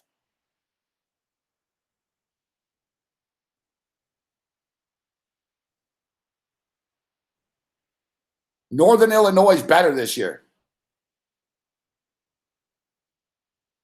The Fantasy Sports Network, it's on YouTube, Money Tank, for free. Yeah, I'm going to have a survivor pool.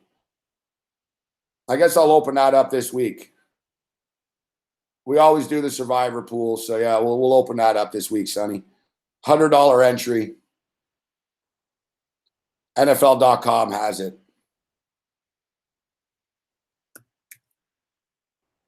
NFL.com. I haven't gone here. Here we are. NFL.com. Fantasy. Create a league. Join a league. Oh, yeah. It's all my shit here. There it is. Survivor. Boom. Yeah, I'll set the survivor up this week. I'll get the fantasy leagues going, too. Not too many of them, Brooks, but like we'll get a league or two going.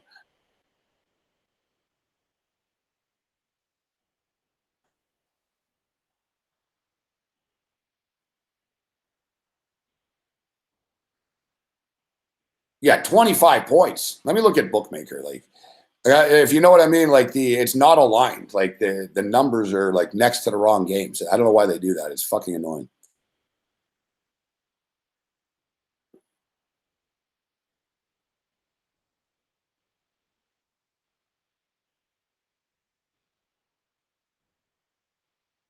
All right, September 1st, yeah. Florida Atlantic 20.5.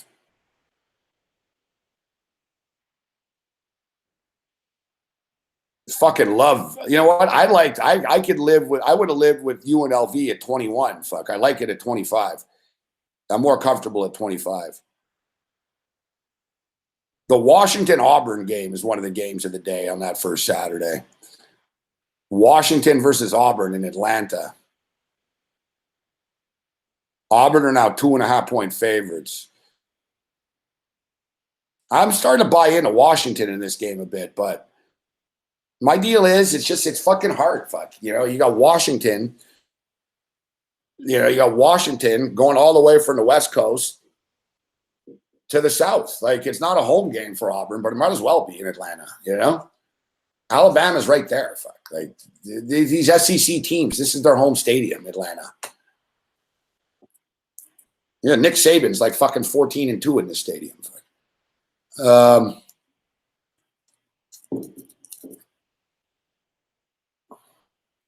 That's a fun game. Tough game to bet, but good game. Let's get a good one. Mississippi and Texas Tech. Wow. I'm not sure Texas Tech should be -2 fuck against anybody, especially an SEC team.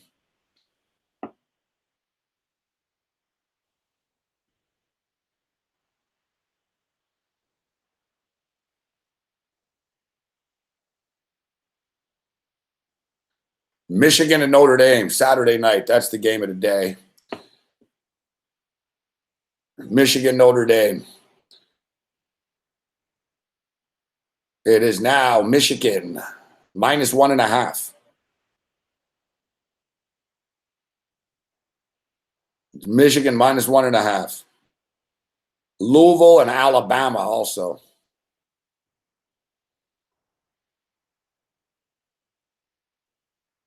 Louisville and Alabama on Saturday night. Louisville will get 25.5 points. I'm leaning with Louisville in this game, even though they lost Lamar Jackson. Like, Louisville lost Lamar Jackson, but they actually have a lot back. So, and Alabama doesn't really like to run the score up. That's not, Saban doesn't really do that. Saban will shut you out. That's the thing. He won't run it up, but he will beat you 31-0. So you're getting 25.5 here. Look, if Louisville can give us 14 points, we'll cover the number. Like, Alabama will score 40 probably. So 40-14. And it's funny because that's what it is, right? The total is 56.5. So that's, does Alabama win 40-17 or do they win 40-14? Like, type shit. That's what the book is saying here. Like, Alabama generally do get to 40 points. So, and Alabama's defense is going to be fucking good. So it's, it's no guarantee Louisville can cover. Can Louisville score 2 touchdowns? That's the question. I don't know. I lean that they can. I'm going to kick the tires. I'll do some more research on Louisville and how their camp is going. But Louisville have a very good defense, all right? And they have a lot of guys back on this defense. I think they have 8 starters back on their defense. And their defense is good. And they have a lot of skill position players, these guys, Louisville. But they have very good wide receivers and shit. If the new quarterback can just get them the ball, they can chew some clock up. And I think Louisville's defense is good enough to fucking slow Alabama down a bit. Like, Louisville, not a joke. They're not a patsy. So, and Alabama aren't an explosive offense. So Alabama are going to run the ball a lot, right? So Louisville are going to try to run the ball and kill time and play the clock here. You got Bobby Petrino. We talk about it. Bobby Petrino might be a bad husband, but he was fucking banging some intern chick there at the university. But, he's a good coach, right? So you're getting 25.5 points in the first game of the year with Bobby Petrino. And it's that's the key, too. That's the first game of the year here in the sense that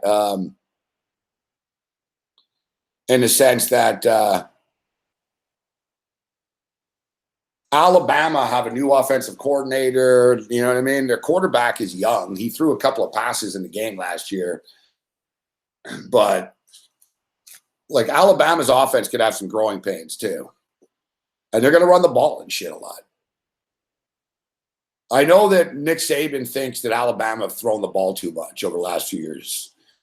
That was the thing with, like, Kiffin and shit. Like, he wants to get back to running the ball. So I would expect Bama to sort of play smash mouth Alabama football. There's not a lot of room for error, though, because Bama are going to beat them, right? So, it wouldn't shock me if it was like, 41-14, that's 27,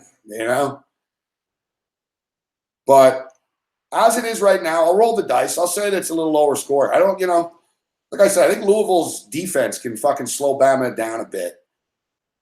I think Alabama will win. It'll be an ugly, boring game. Like, they'll win like 28-7,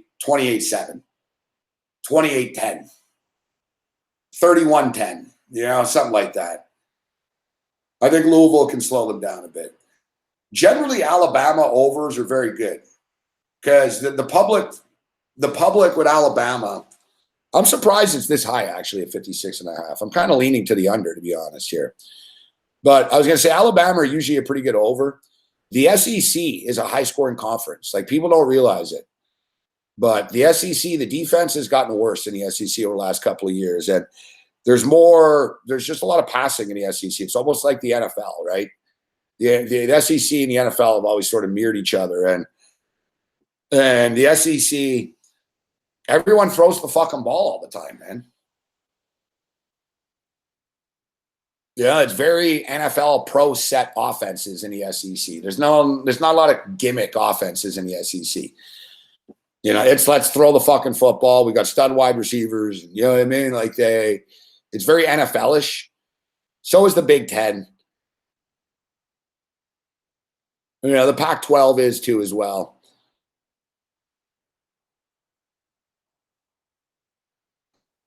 You know, the Pac-12 like is very, very pro set. You know what I'm saying? There's like, if you look at like, there's not a lot of gimmick offenses in the Pac-12. You got Chip Kelly is back there now, but it's basically, you know, quarterbacks taking the snap from under center. You know, like the Big 12, when I say gimmicks, it's like the Big 12 is a gimmick conference, right? They all fucking have spread offenses and crazy trick plays in West Virginia and Oklahoma State. And, you know, Oklahoma State are pretty pro style. Mike Gundy, 3 wide receivers, running back and shit. But, you know, the Big 12, everybody runs the spread offense in the Big 12. Like, who's a smash mouth team in the Big 12? You know, like everybody runs the spread offense. You get these high scoring games. Big 10, very, very pro set. You get lower scoring games. No one, you know, you don't have a lot of gadget offense in the Big 10. It's like the SEC. Like, who's running the option in the SEC? Like, who runs the zone read option and has a quarterback running and fucking with the fucking laterals and, you know what I mean, the pitches all the time? That's not the SEC. The SEC has fucking NFL caliber quarterbacks that drop back and air it out. Miami, LSU. This game's on Sunday night. We'll be in Vegas for that too, actually. So this game is in Arlington, Texas, Jerry Stadium. I see Miami, Florida right now are minus 3-point favorites against LSU. I think Miami, Florida are going to beat them. You know, if you remember last year, I was kind of anti-Hurricane. I used to often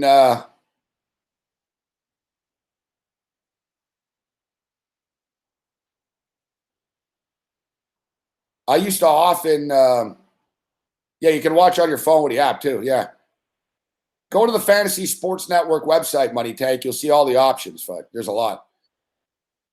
But when I'm on with Craig Carton starting in September, everything will be on YouTube as well. Everything will be on YouTube as well.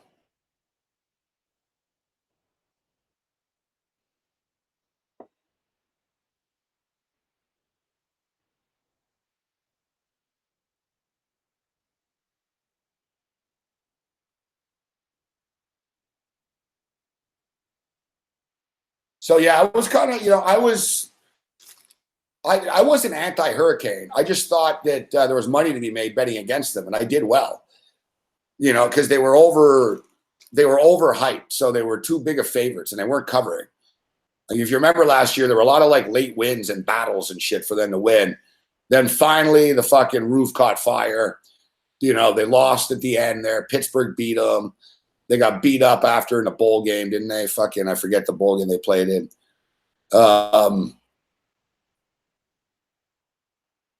You know, I think they lost their last 2 games. They finished, right? Was it 10-2 when it was all said and done? 11-2? But if you remember, their running back got hurt. Their star running back got hurt. The Walton guy, Mark Walton, got hurt. And their quarterback wasn't great. Rozier, he's a good kid. You know, he can make plays for you, but he turned the ball over. And but the thing is, they're fucking loaded. All right? They're really, really stacked, this team. Mark Richt is a very good coach. He's a better coach than Ed Orgeron is. You know, he just is. And we talked about it. Ed Orgeron, his record against teams with a winning record is 5-20 against the spread. It's a neutral field game, Miami, Florida versus LSU in Dallas, Texas, Sunday, September 2nd, Sunday Night Football. I think Miami beat them. If it was at LSU, I wouldn't take them. And I know that, it's Texas and it's close to Louisiana, etc., but whatever, fuck. LSU aren't that good. LSU are sort of name and reputation at this point. I think Miami, Florida are being undervalued. I think Miami, Florida are a better football team than they are. And on neutral field, they'll beat them. Now, the problem with this game is that Miami did lose a few players. Like the Barrios guy is gone. And he was fucking clutch, man. Like he caught a lot of passes on fucking third down for those guys. Rozier is supposedly looking pretty good in camp. He's being pushed, that he knows that, he's an issue. So he's trying.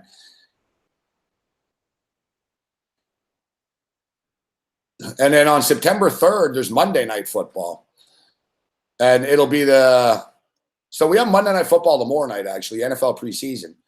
And then next Monday, we have the annual, they always do that. ABC or ESPN will have they'll have Monday Night Football, college football, and then it starts for real the next week. So as of tomorrow, there's TV on Monday night from now on for the rest of the year.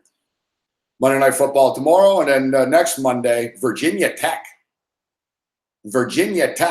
versus Florida State.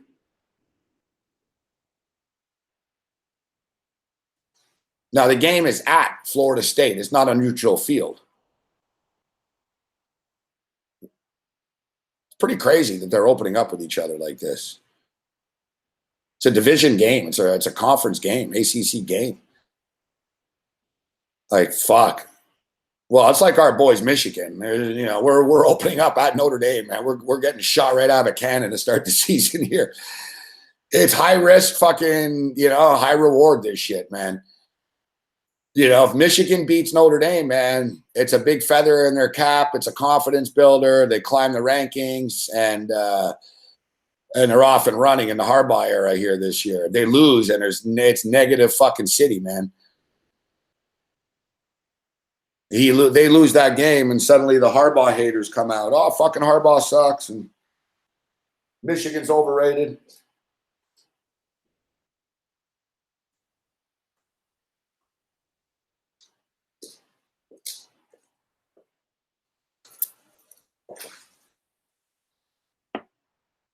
But I think that Virginia Tech can cover the number here at +6.5 at Florida State.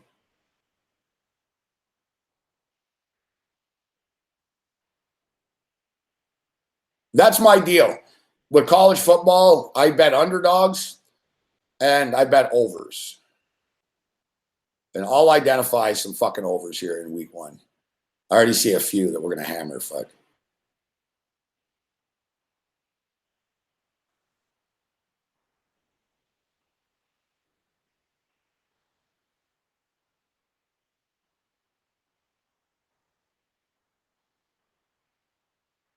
UNLV USC will be a fucking track meet, fuck. 62.5, that'll get there.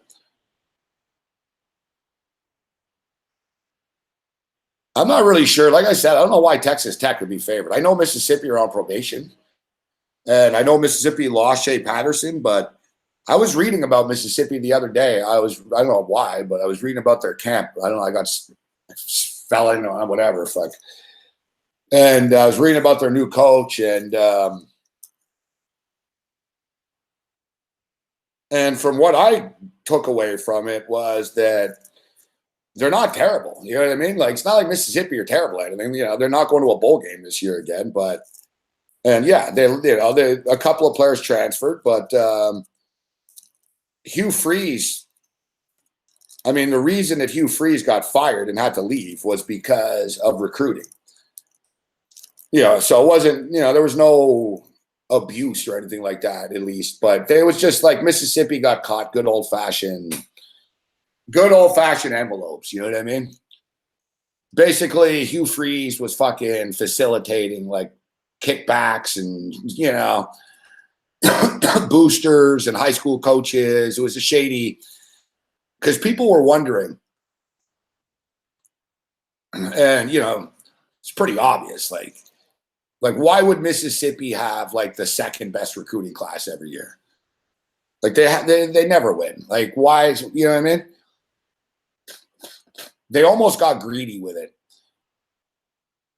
They raised too many flags. There was too many like high profile players that were going to Mississippi that they'd be like, yeah, okay, you guys get a few of these guys, but like every year Hugh Freeze had a top 5 recruiting class. And then finally fucking they couldn't contain it anymore, right? It's like fucking envelope here, envelope there. This kid got paid, they got paid. We lied about this. We paid off this fucking recruiter. We paid off a college coach, a high school coach. Like they played the old South dirty game, right? They Mississippi, and they got nailed for it. But when you're in the SEC, you don't really get that much punishment, right? It's too big to fail. So whatever, fuck. Like what happened to Mississippi? They didn't even really lose any recruits. Like USC got hit hard after Carroll. Like I don't even think they lost scholarships. Fuck. I think Mississippi, they can't go to a bowl game for 2 years. That was the punishment. It's like, all right, we got caught cheating. Fuck. We got all these good players, but we can't go to a bowl game. But what these teams, when they can't go to bowl games, it inspires them in the regular season. Like they're fired up for every game suddenly. I'm just looking at this and thinking, Texas Tech suck. Fuck.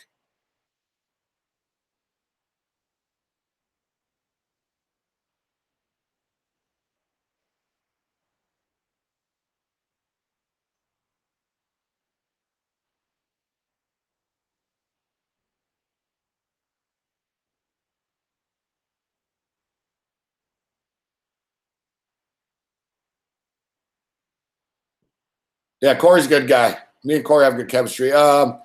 Teddy Bridgewater, yeah. The Jets, the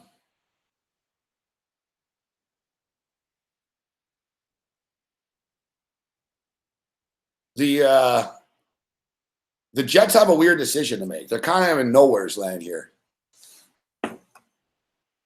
They got Sam Darnold, who's good, who they want to play. And you got McCowan, who's okay, had a good year last year. And then you got Bridgewater, who looks good. So I saw a rumor tonight that the LA Rams fucking were going to try to get Bridgewater. The LA Rams. The LA Rams are stacked. The LA Rams are stacked, but they're worried if Goff gets hurt, their season's over. So they want another, they have Sean Mannion, who's all right, but if they can get Bridgewater, I think the Jets are going to have a little bidding war for Bridgewater. There'll be teams that need a quarterback that fucking. I always thought Teddy Bridgewater would have been good with the Buffalo Bills. But as I stated, the Bills are just so adamant and dead set on. The Bills are just so adamant and dead set on a big guy, right? So.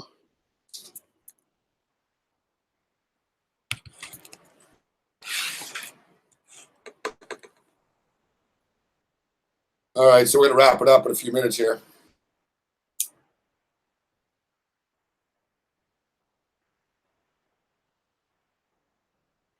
This really is the end of an era out here because the last Sunday night show here.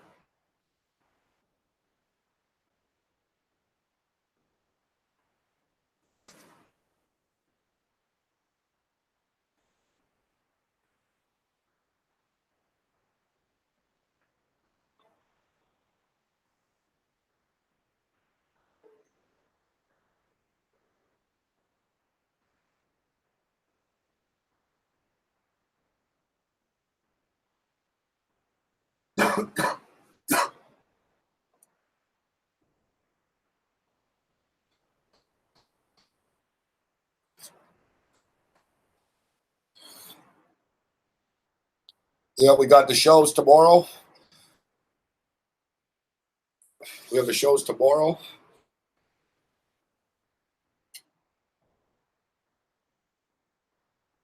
On the radio and SBR. But we're going to be off Wednesday because travel day.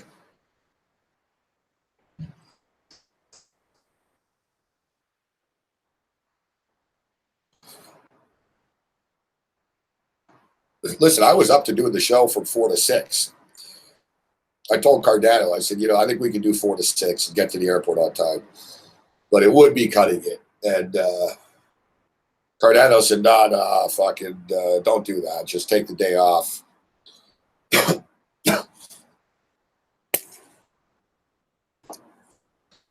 And then I can't do the SBR show on Wednesday night because we'll be en route to Vegas. Fuck, I'll get there like 1:30 in the morning Eastern time.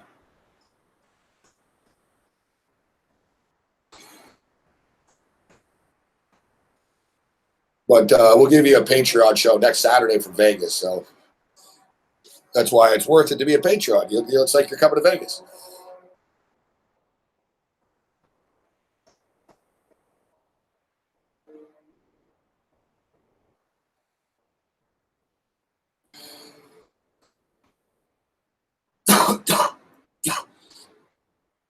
And then we're going to be on the Monday after Vegas from Vancouver.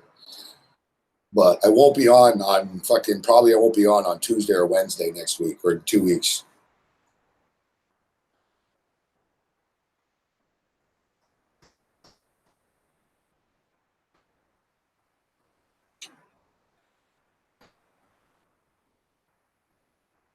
Then basically once September 1st starts, September 1st is the first Saturday in New York on the football show. Kind of crazy. I'm going all the way just for that because then we're not on Monday because it's Labor Day and shit. So our first show will be that Tuesday, actually. But it'll give me a couple of days there to get settled in and shit.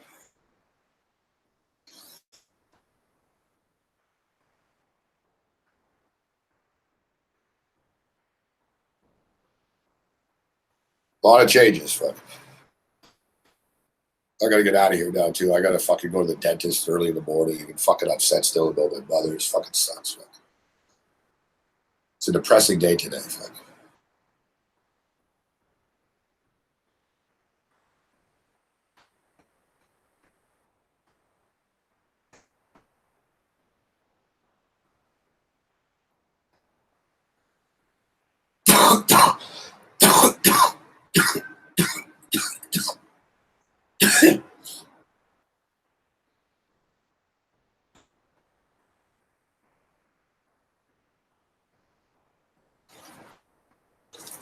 Yeah, well, Periscope, too. Exactly, Sonny. I'm going to have to get a new phone. I thought about that, too. Fuck, I'm going to have to get a new phone. Maybe I'll get one in Vegas.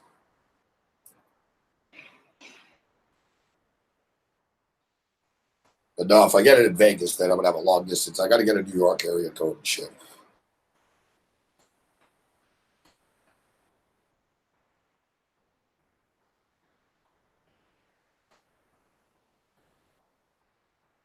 I want to keep my number, my phone though, but it's like I can't be on like Canadian service there. It'll be too expensive.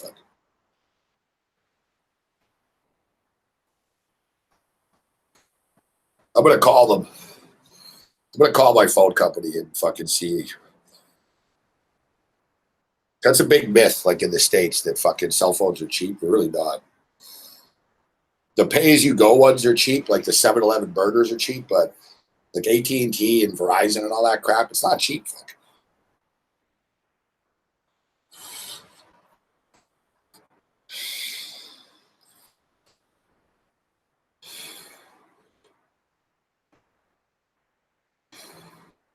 Like I'm gonna be betting on the phone and shit, like on the DraftKings New Jersey app and shit. So like I don't want everything that I do to be long distance all the time. You know what I mean? My phone is weird. It worked in New York, but it also didn't work in New York.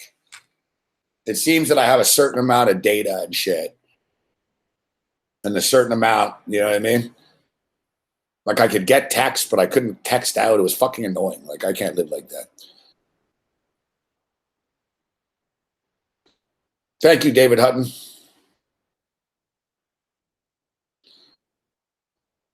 Yeah, no, we're not. The show still go on. It's just, we're leaving this place. So, and I got to go get something to eat now too. So I appreciate the support of you guys. You guys fucking rock. I'm going to give you a shitload of football winners this year, I promise. And we'll see you tomorrow on the radio, all right? Thanks for the support this week. You guys are the best. And yeah, we'll have some picks tomorrow, but we're really just calm before the storm for the football. I'm in football mode now, right? So I might have a baseball pick or two tomorrow. Other than that, you're on your own. God bless you, man. Later.